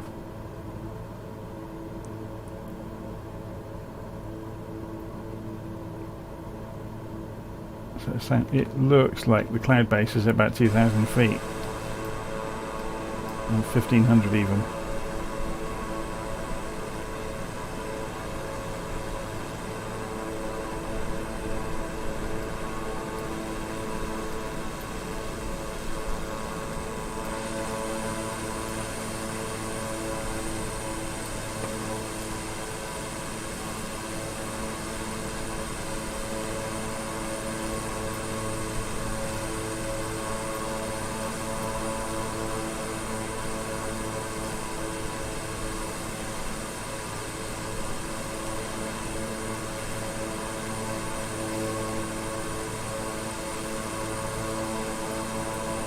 So let's give Santander a call and see what they're going to tell us.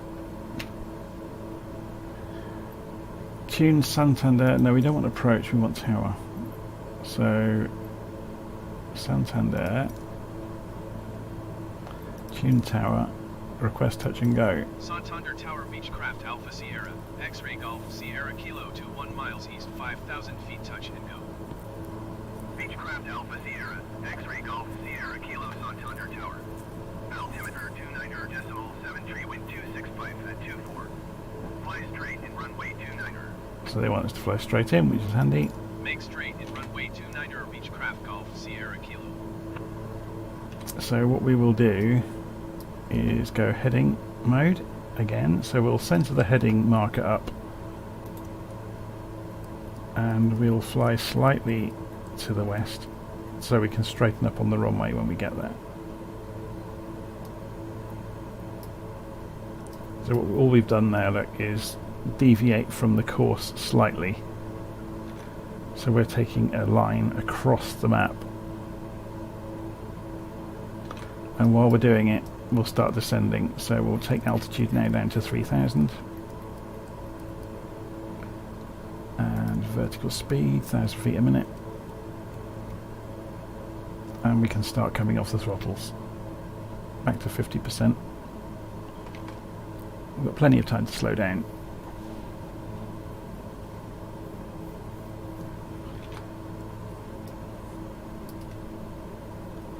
And through the windows now and again you get to peek all the amazing scenery that the flight sim is drawing and then covering up with big fluffy white clouds.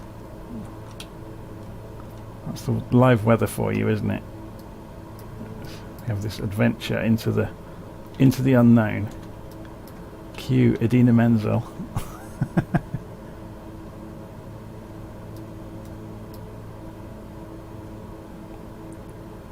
So we'll get this out of the way.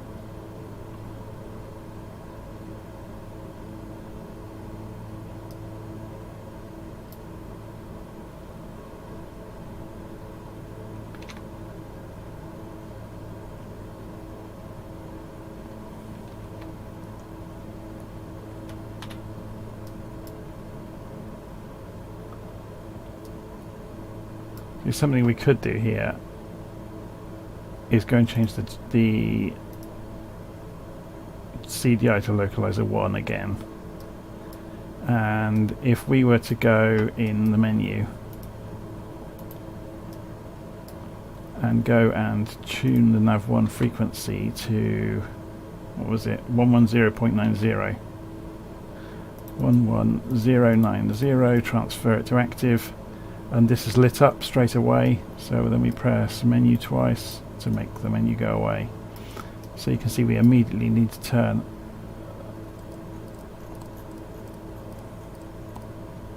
We can see we're almost on the glide slope already. So we're going to cut the engines to idle. I come off the autopilot, which is why it's flashing red. And we're going to follow the ILS down because we've got no other way of doing it. I'm just leveling up. So we're playing the game here of looking at the glide slope and CDI. We can't see anything out the windscreen, so there's no point looking out there at the moment.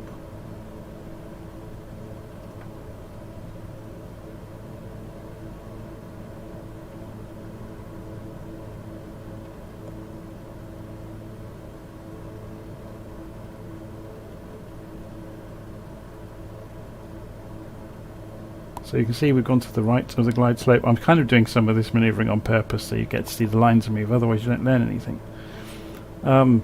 We've gone to the right of the glide slope, so, or the localizer, sorry. So I've now gone back, so we're crossing its path, and then we'll turn back towards the runway direction. You can see we're just going above the glide slope, so we'll just dip the nose slightly. We need to cut the engines while we're at this. Not cut them, but pull the throttles back so we lose some speed. If we look out now, we're just coming out of the cloud and there's the runway. So we are now in the safe area to deploy flaps, which we are doing, which will scrub even more speed off. But remember, the flaps are going to generate lift, which you can see that impacting our position on the glide slope. I'm going to drop the gear.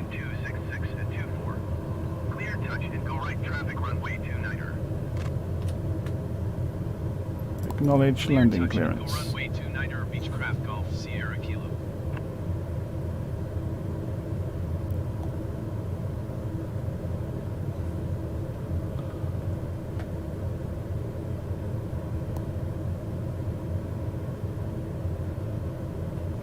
So again, you can use a combination to know exactly where you should be in the sky. Obviously we can do this visually, but we can use the markers so you can see we are slightly below the glide slope, so we can correct for that.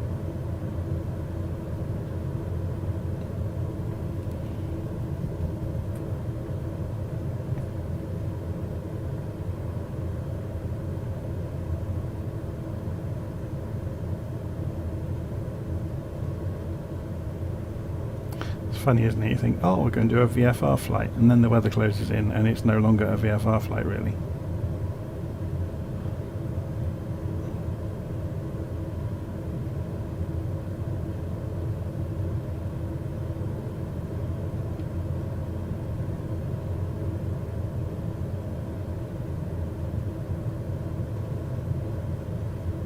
Because of that could happen.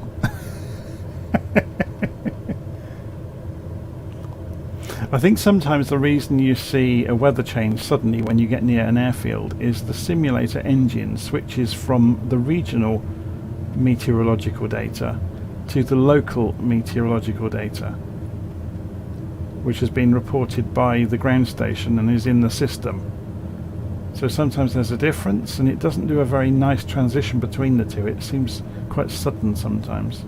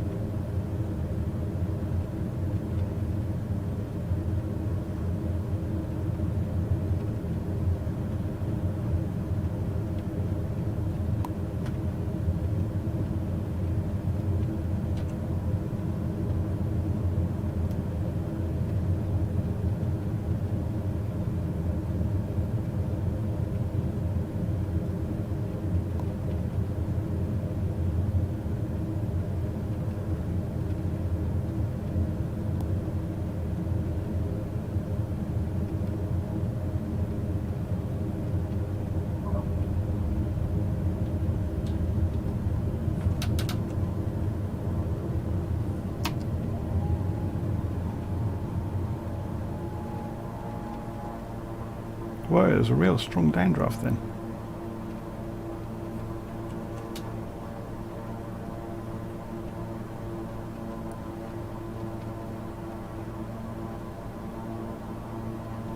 Okay, so as we climb out we should get the options on the aircraft again. On the ATC, so we should be able to cancel our landing intention. There we go. Santander Tower Beechcraft Golf Sierra Kilo cancel landing intention. And now we want to go and switch this back to GPS. Go and get rid of the menu option. Where is it? Underneath the tooltip, which was very unhelpful.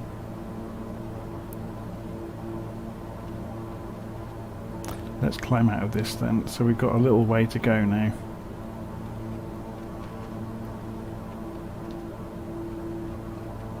So we'll climb out of the mist and murk and get above it.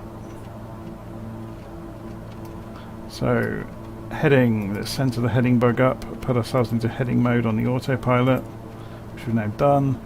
Altitude, we're going to climb for 5,000 feet, because it seems to be this cloud, for the rain cloud, is going to be quite thick.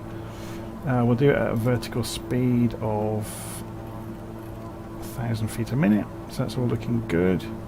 And we hit the autopilot button, and the plane will now fly itself. We pull the engines back to 90%, now we've climbed out, and then need to thrash them. Get rid of ATC for the moment, and we're cruising again. And what wonderful weather, look at this. Somewhere below us, yeah, you can just about see the ground through the murk below us.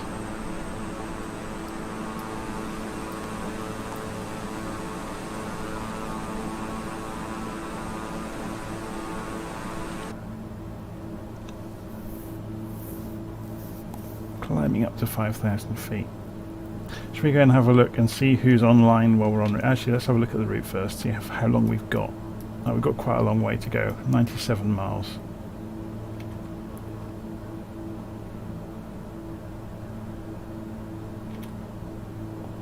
So should we take this? Well, we're coming up out of the cloud, hopefully. It's brightening up.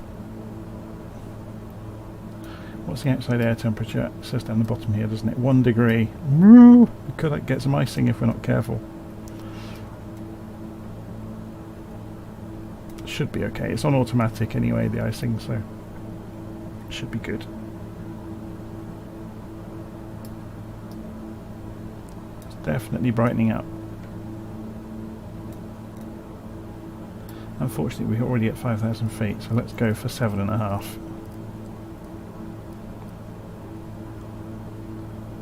Vertical speed 1,500 feet a minute. Let's really push it to get up there quickly.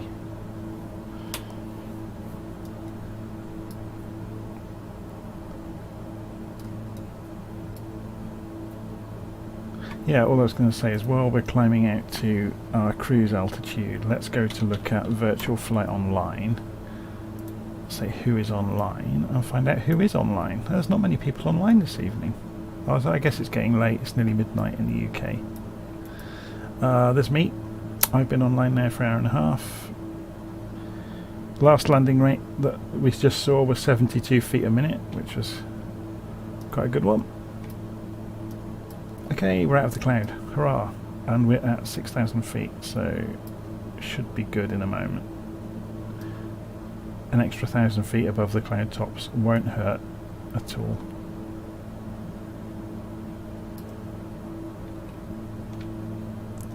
So, are there any Concords around? Not at the moment. There's a DC-6, there's a TBM, a Husky, a Turbo Porter, a PA-34 Seneca, there's a CJ-4, and the 787. That's unusual. You hardly ever see the 787s being flown because it's such a poor model in the simulator. There's a Longitude. I prefer the CJ4 over the Longitude, but that's just me. The working title mod transforms the CJ4 into a much better aeroplane. Suddenly all the avionics work properly. It's very cool. Okay, so let's press the nav mode button and get the aeroplane to re-intercept our course, and we're on our way to Asturias.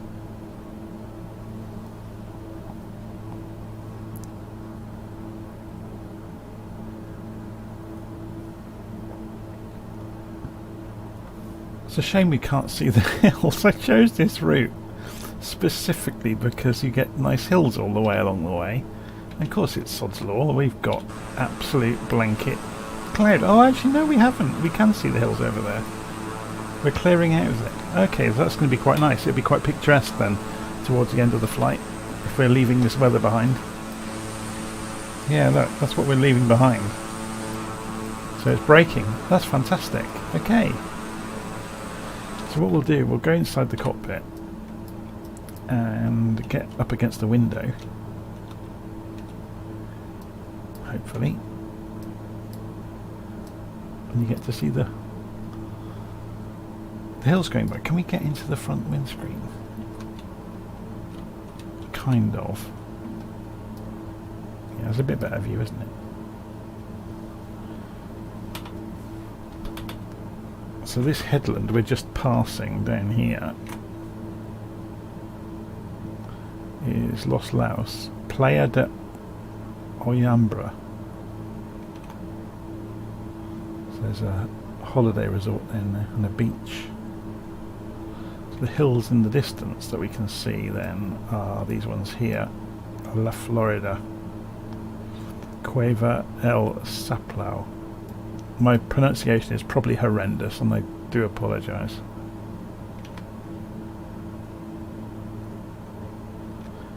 In fact, I think we're seeing the bigger hills. We're seeing these ones in the distance are the ones that are really standing up.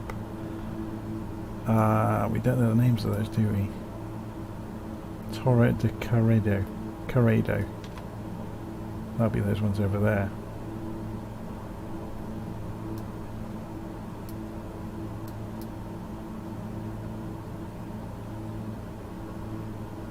I didn't do Spanish at school, so I will apologise now for my atrocious pronunciation of Spanish place names.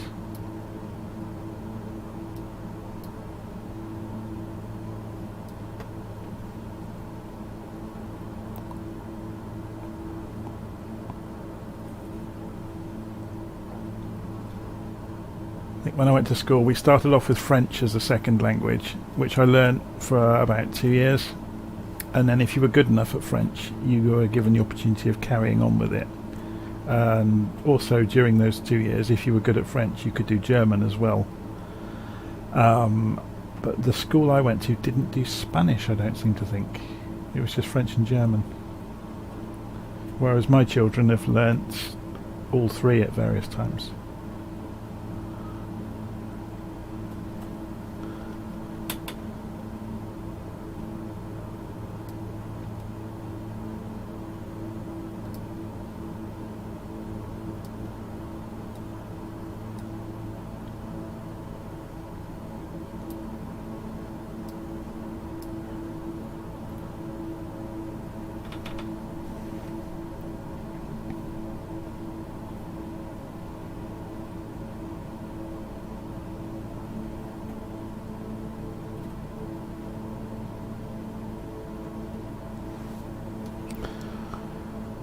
Okay, so if we have now left behind the weather, does that mean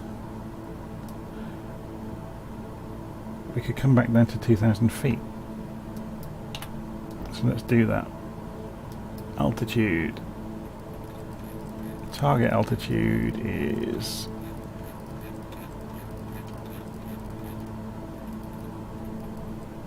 2,000. Vertical speed to get there. This has speed mode actually, doesn't it? So let's do that instead.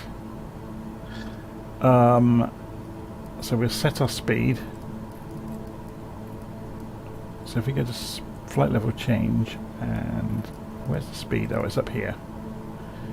So we don't want to go any faster than, say, 220 knots.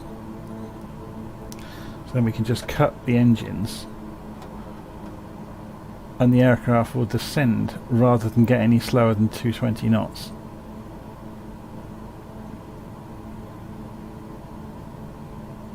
So you'll now see the vertical speed is increasing.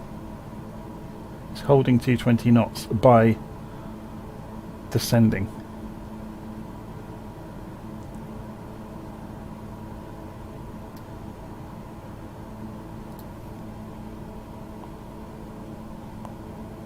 So Dr. Beavis is saying, I went to a magnet school that taught French, but I only joined in 3rd grade and they started in 2nd grade, so I was sort of left out a lot of it. And I got in trouble my freshman year that started with Spanish, so didn't get that either. Yeah, I was okay at French, but it didn't come naturally to me, so I didn't take it up as an option as for an exam subject.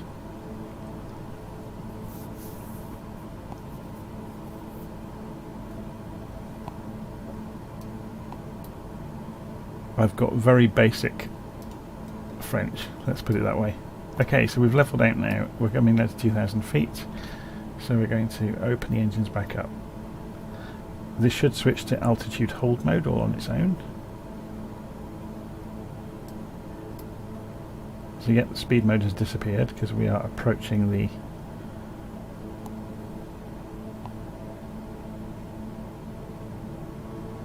target altitude.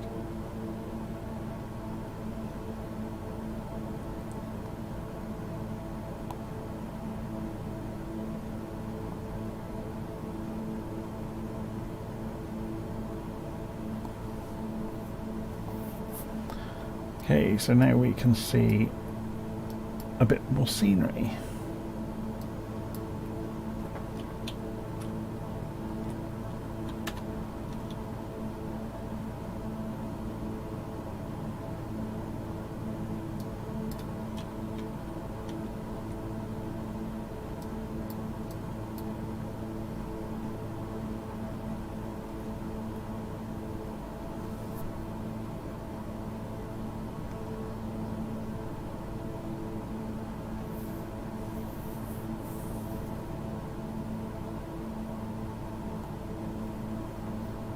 So we'll look at the map, see where we are.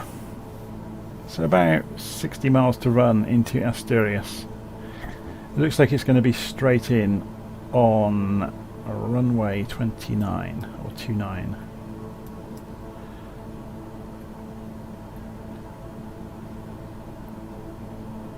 We'll contact Asturias Tower when we get to about 30 miles out.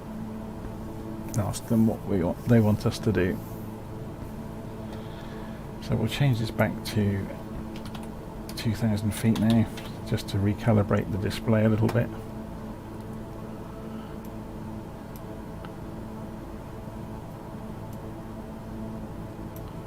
So we will have to climb higher for the last leg, or the last few legs I should say.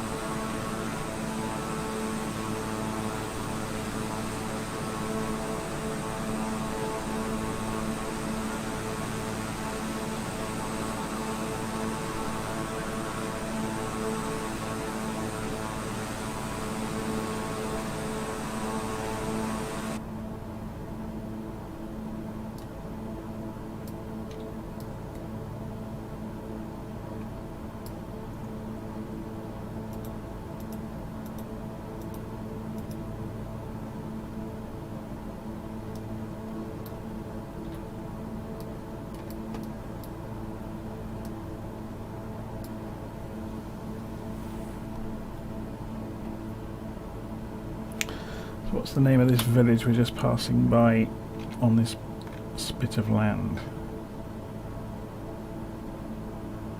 Playa de Ribadesella.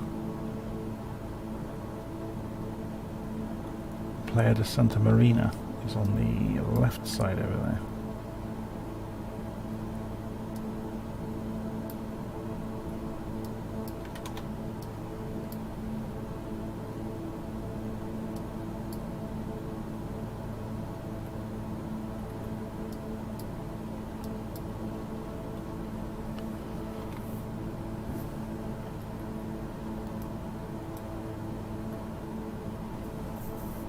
Okay, about 50 miles to go.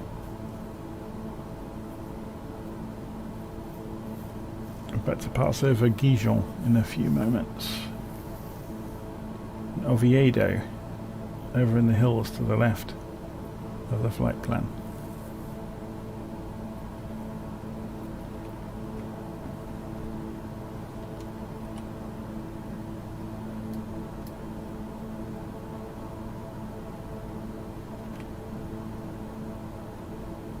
Can't quite see.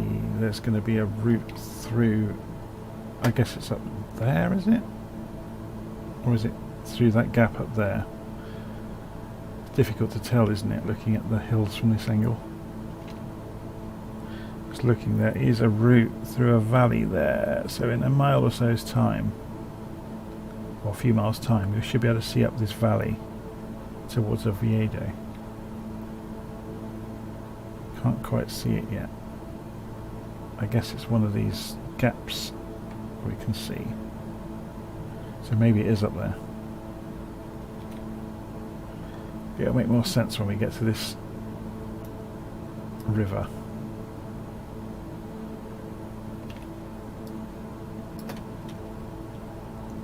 So that's where the inlet is.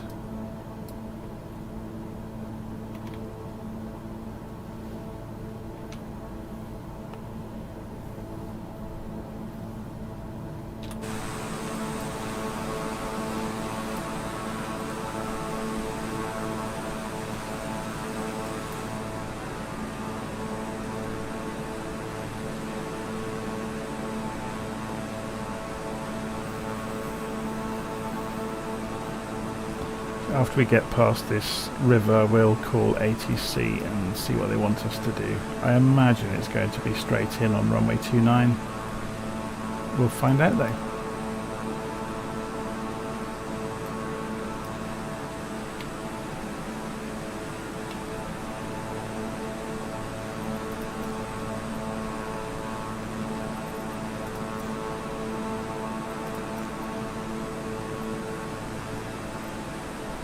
I won't call them just yet. We'll wait for us to come over this river and look up the gap through the hills.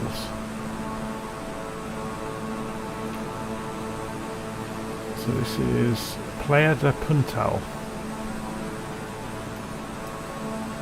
Playa de Misiego. And San Martin, or Martin.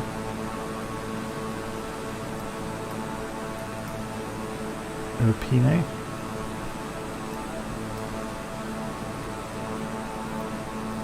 Turismo Rural El PNC.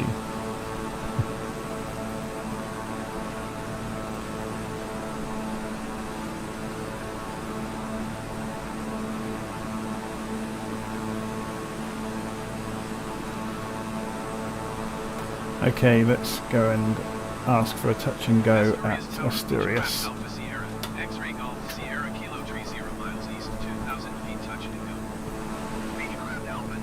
Straight in runway 29, that's what we said, wasn't it?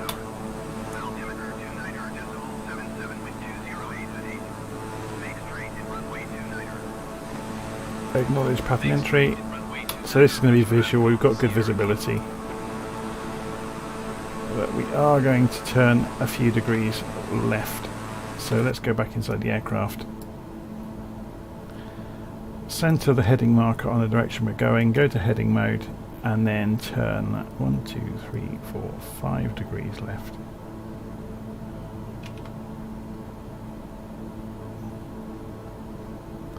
could probably go another 5 degrees. 1, 2, 3, 4, 5. 265 degrees. And while we're flying over the hills and the country, we might as well have a look. You can see our own shadow over there.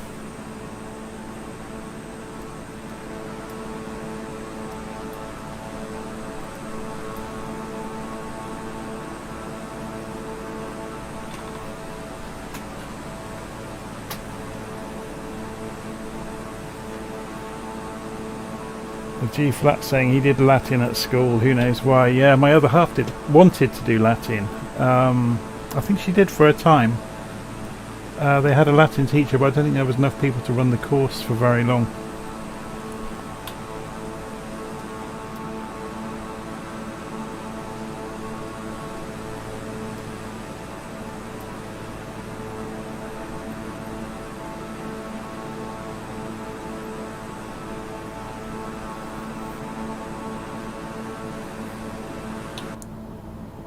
Okay, so we need to keep an eye on things now, so let's zoom in a little bit.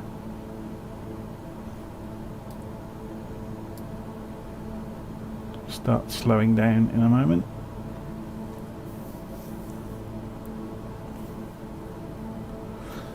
So this area appears to have had some work done on it to make the buildings look a bit better by the look of it. Either that or it's just that we've got so used to seeing green fields, seeing a built-up area is a novelty now. So as we fly over, let's go and have a nose out of the window.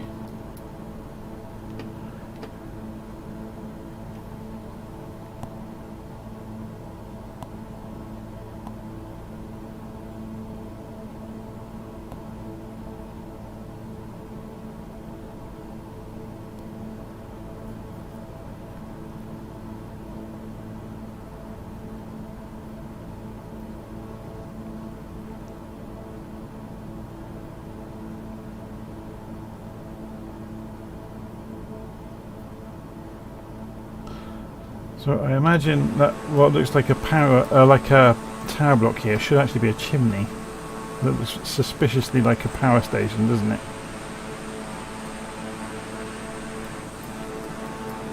I guess the simulator doesn't model chimneys. Okay. How are we doing? Let's have a look at the map. So we're just passing Gijon.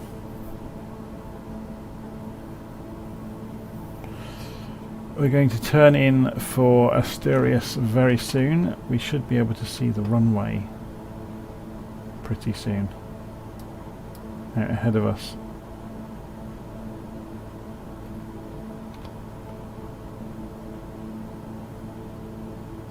Runway direction is 289 degrees. So we'll start turning a little bit.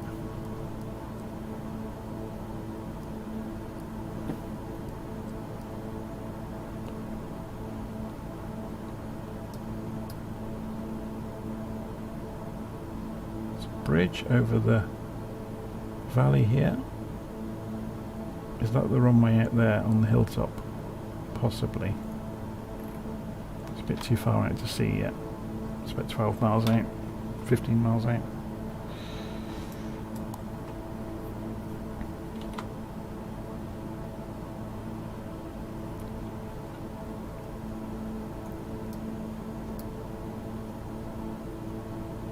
Yeah, I think it's there.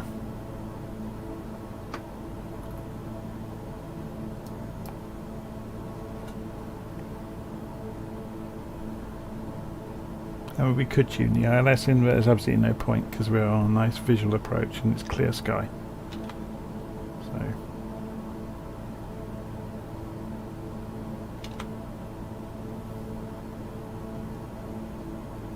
yeah, there's the runway, you can see it now.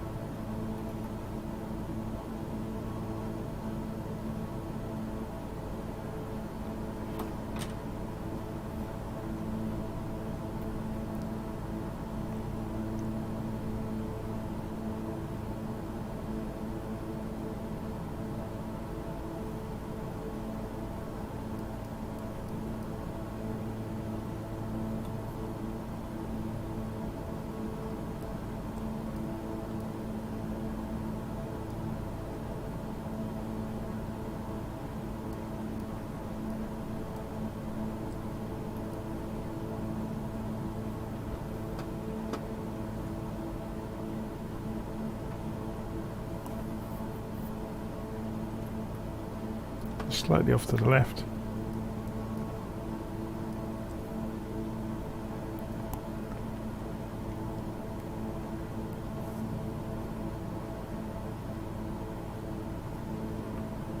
Start slowing down.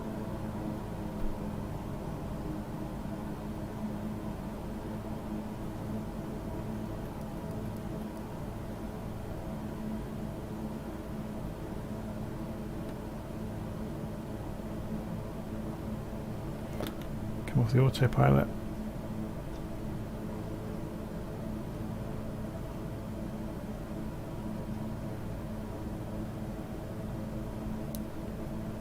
Beechcraft Golf Sierra Kilo Wind 231 at 12. Clear touch and go right traffic runway 29er. Acknowledge landing clearance. Go runway 29er Beechcraft Golf Sierra Kilo.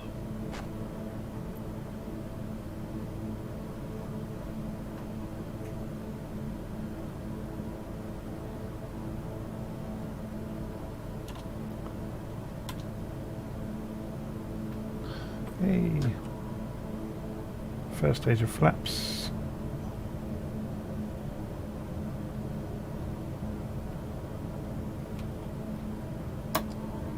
Gear down.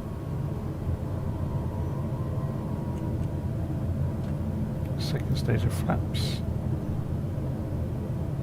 And that should hold our speed on the descent.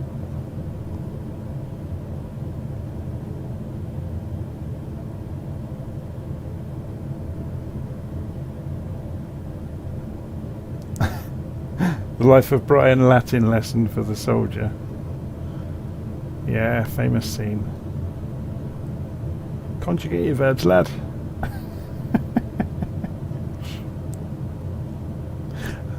I had an interesting book for Christmas, the autobiography of Miriam Margolyes,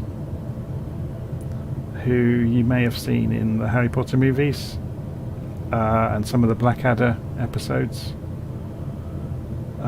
She was Professor Sprout, I believe, in Harry Potter. Anyway, she was at Cambridge at the same time as the Monty Python, or several members of the Monty Python team. And she hasn't got very kind words to say about them, and it kind of reading her story, she really doesn't pull any punches, and it kind of, refactored what I kind of think about the Python team and a lot of the other people of that era. She made some quite, not really accusations, but observations about the nature of the way they are, and it's part of it's a generational thing, I guess. But yeah, they don't come out of it well at all.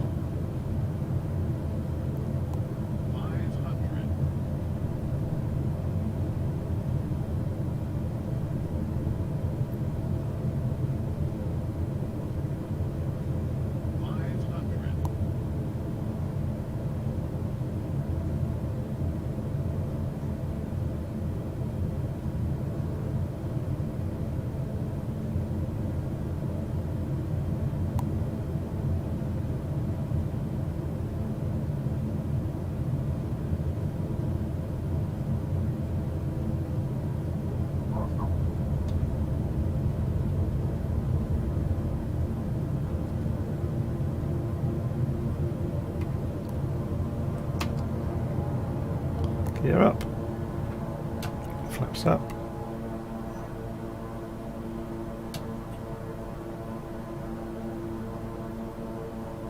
Throttle back to 90%. And I guess we could fly along and look at some of the coastline along here, couldn't we? Should we have a quick look at the map to see what's happening on the route?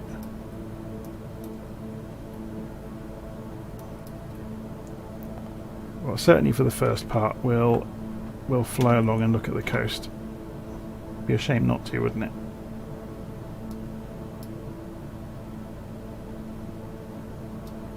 So we can cancel our landing intentions Asturias now. Tower Beechcraft Golf Sierra Kilo cancel landing intention.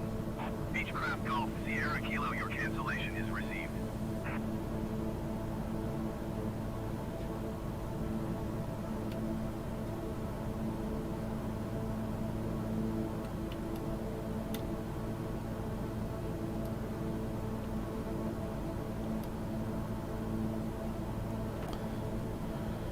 Yes, getting back to Miriam Margolyes' book, there's an observation she made about the Python's humour. She was part of the group at Cambridge, the Footlights, and she was in many productions with them.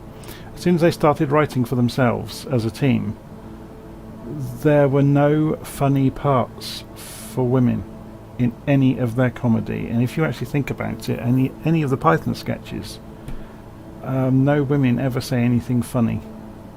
They are decoration, and the only women that tend to be in sketches are either there to be kind of gargoyles or to be dolly birds, as they called, or as she called it. They are decoration. But it's very easy to say that's a generational thing and it's of an era. But it's kind of true if you think back. The only reason they ever had a woman in a sketch was for decoration. Or to be a headstrong, bordering on lunatic fanatic.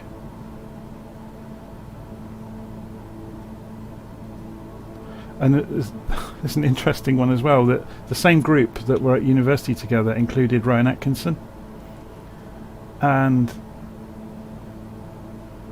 there's kind of the observation that when Pamela Stevenson was working with Rowan Atkinson on Three of a Kind many years ago on the television and not the 9 o'clock news, a lot of her sketches got dropped out of the show because Rowan Atkinson, he was actually on record saying this, didn't think women were funny, full stop. Which I was quite shocked about when I found that one out. And it just shows that, prejudice has been going on for decades. But yeah, the Miriam Margolyes book is absolutely brilliant though. She really just tells it as it is. And she doesn't really care.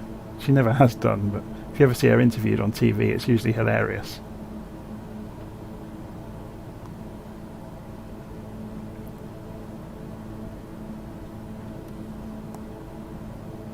It's an amazing actress.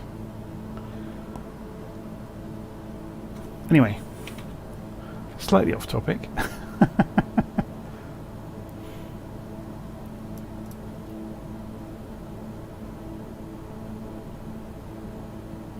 100 miles over to Alvedra. Actually, I might cut this flight short because I just realised it's already midnight.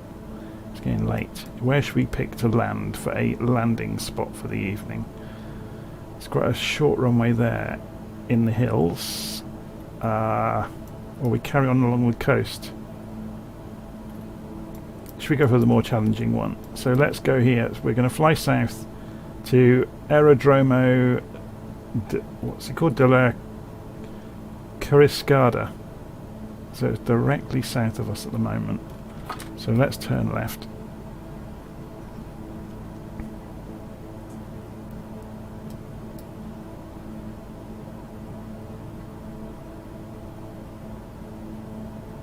We may have to circle it to figure out what we're going to do when we get there. It's probably not manned.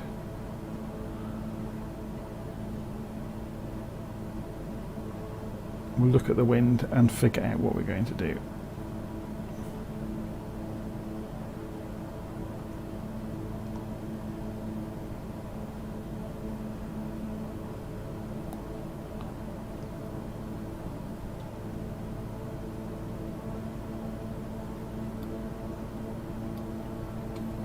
It's fascinating. Look, now we're flying across the wind. I've had to put a little bit of elevator trim in to keep the nose up.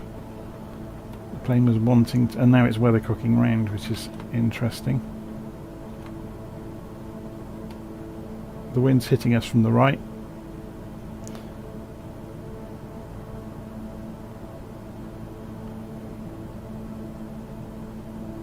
Oh, we've got some windmills on the hill in front of us. Quite a lot of windmills, in fact. Okay, where are we going? Broadly the right direction. We need to be going the left side of the windmills then.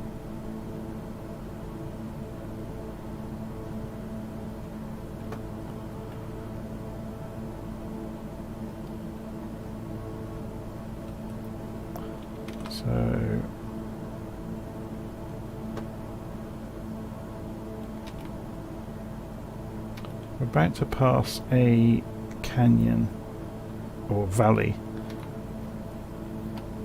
below us, so if I cut the engines, we can fly along it. It should take us directly there.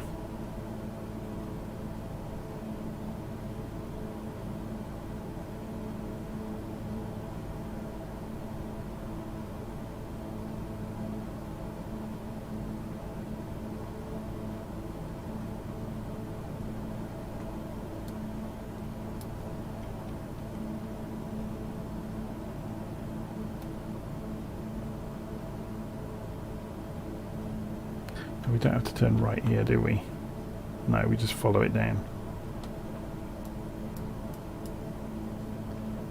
Turn right in the next bit. It goes over the top of the hill though, which is a bit of a shame.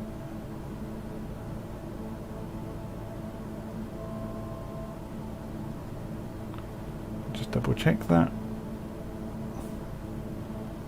Yes, we do a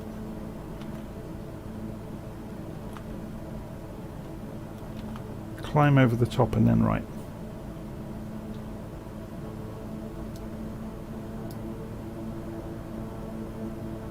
Won't be the other side of this ridge.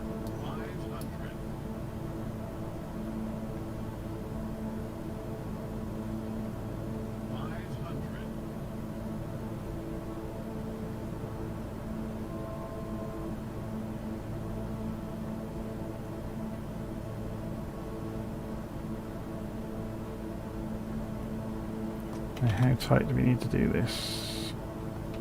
Yeah, that's okay.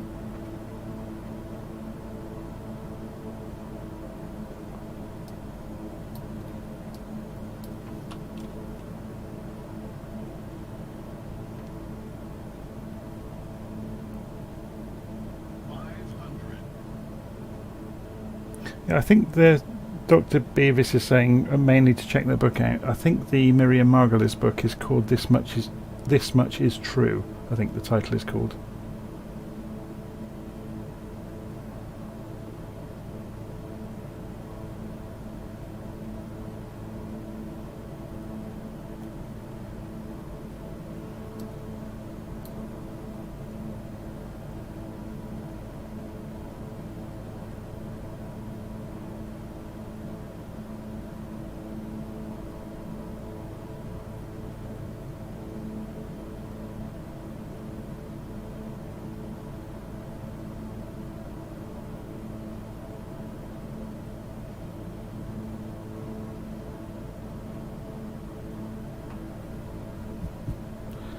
Okay, where are we? Okay, the airport is to our left.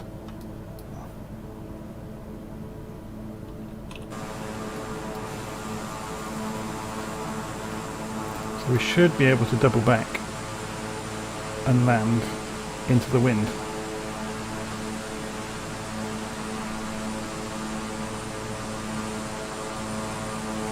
Just debating which runway, I guess. The one we're flying directly away from at the moment would be easiest, wouldn't it?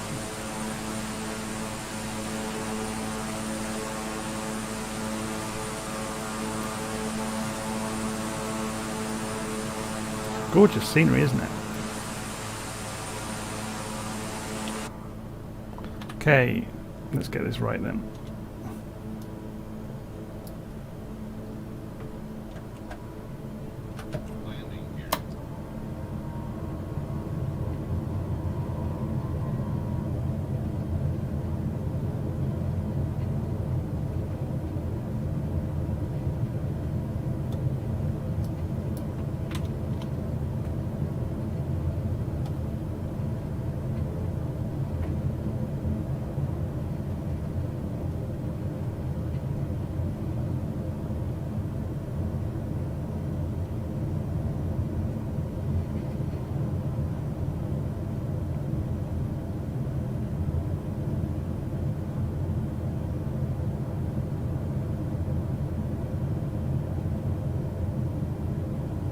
So I'm just side slipping to lose some altitude.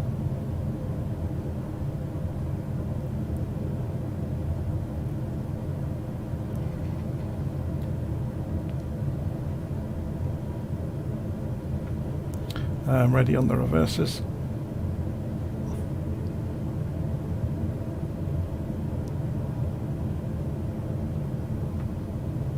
On full flaps, gear is down.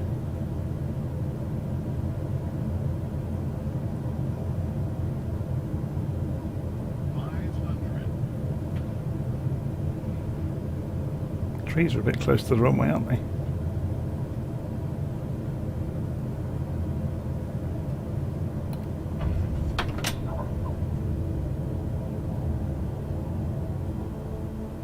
Amazing what reverse pitch will do.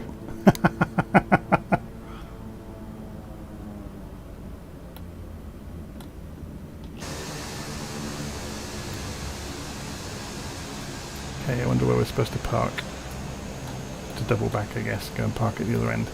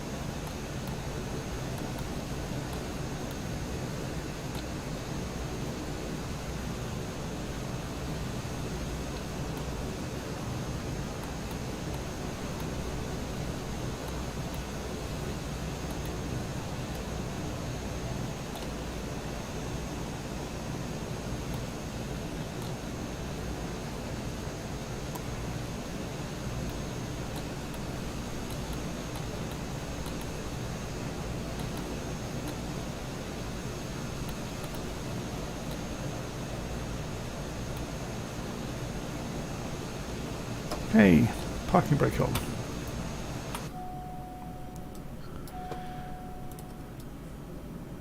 And engine condition.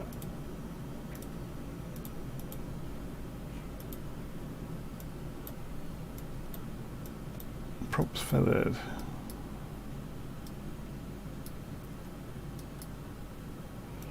Generators off. Master avionics off. Battery off. Oh, forgot to switch the lights off. Nav, beacon, strobe. All done. And that's it. There we go. We can hear birds tweeting in the sky now. Flight's over. It's a nice little airfield, actually. Middle of nowhere. Have to remember this one. In the Spanish countryside. The whole line of windmills along the hilltop over there. Oh, I know, he's off to go and get some ice creams. So there we go. Flight's over for the evening. I'm going to stop the stream there. Hopefully you enjoyed it, and I'll see you all again soon. Thanks for following. If you enjoy the videos I put out, go and click the bell icon. Obviously go and click the like button and click the subscribe button. But the bell icon at the top right will tell you when either I'm online or I've published a new video. So hopefully I'll see you all again soon. Okay, I'm going to stop the stream there. Thanks for watching.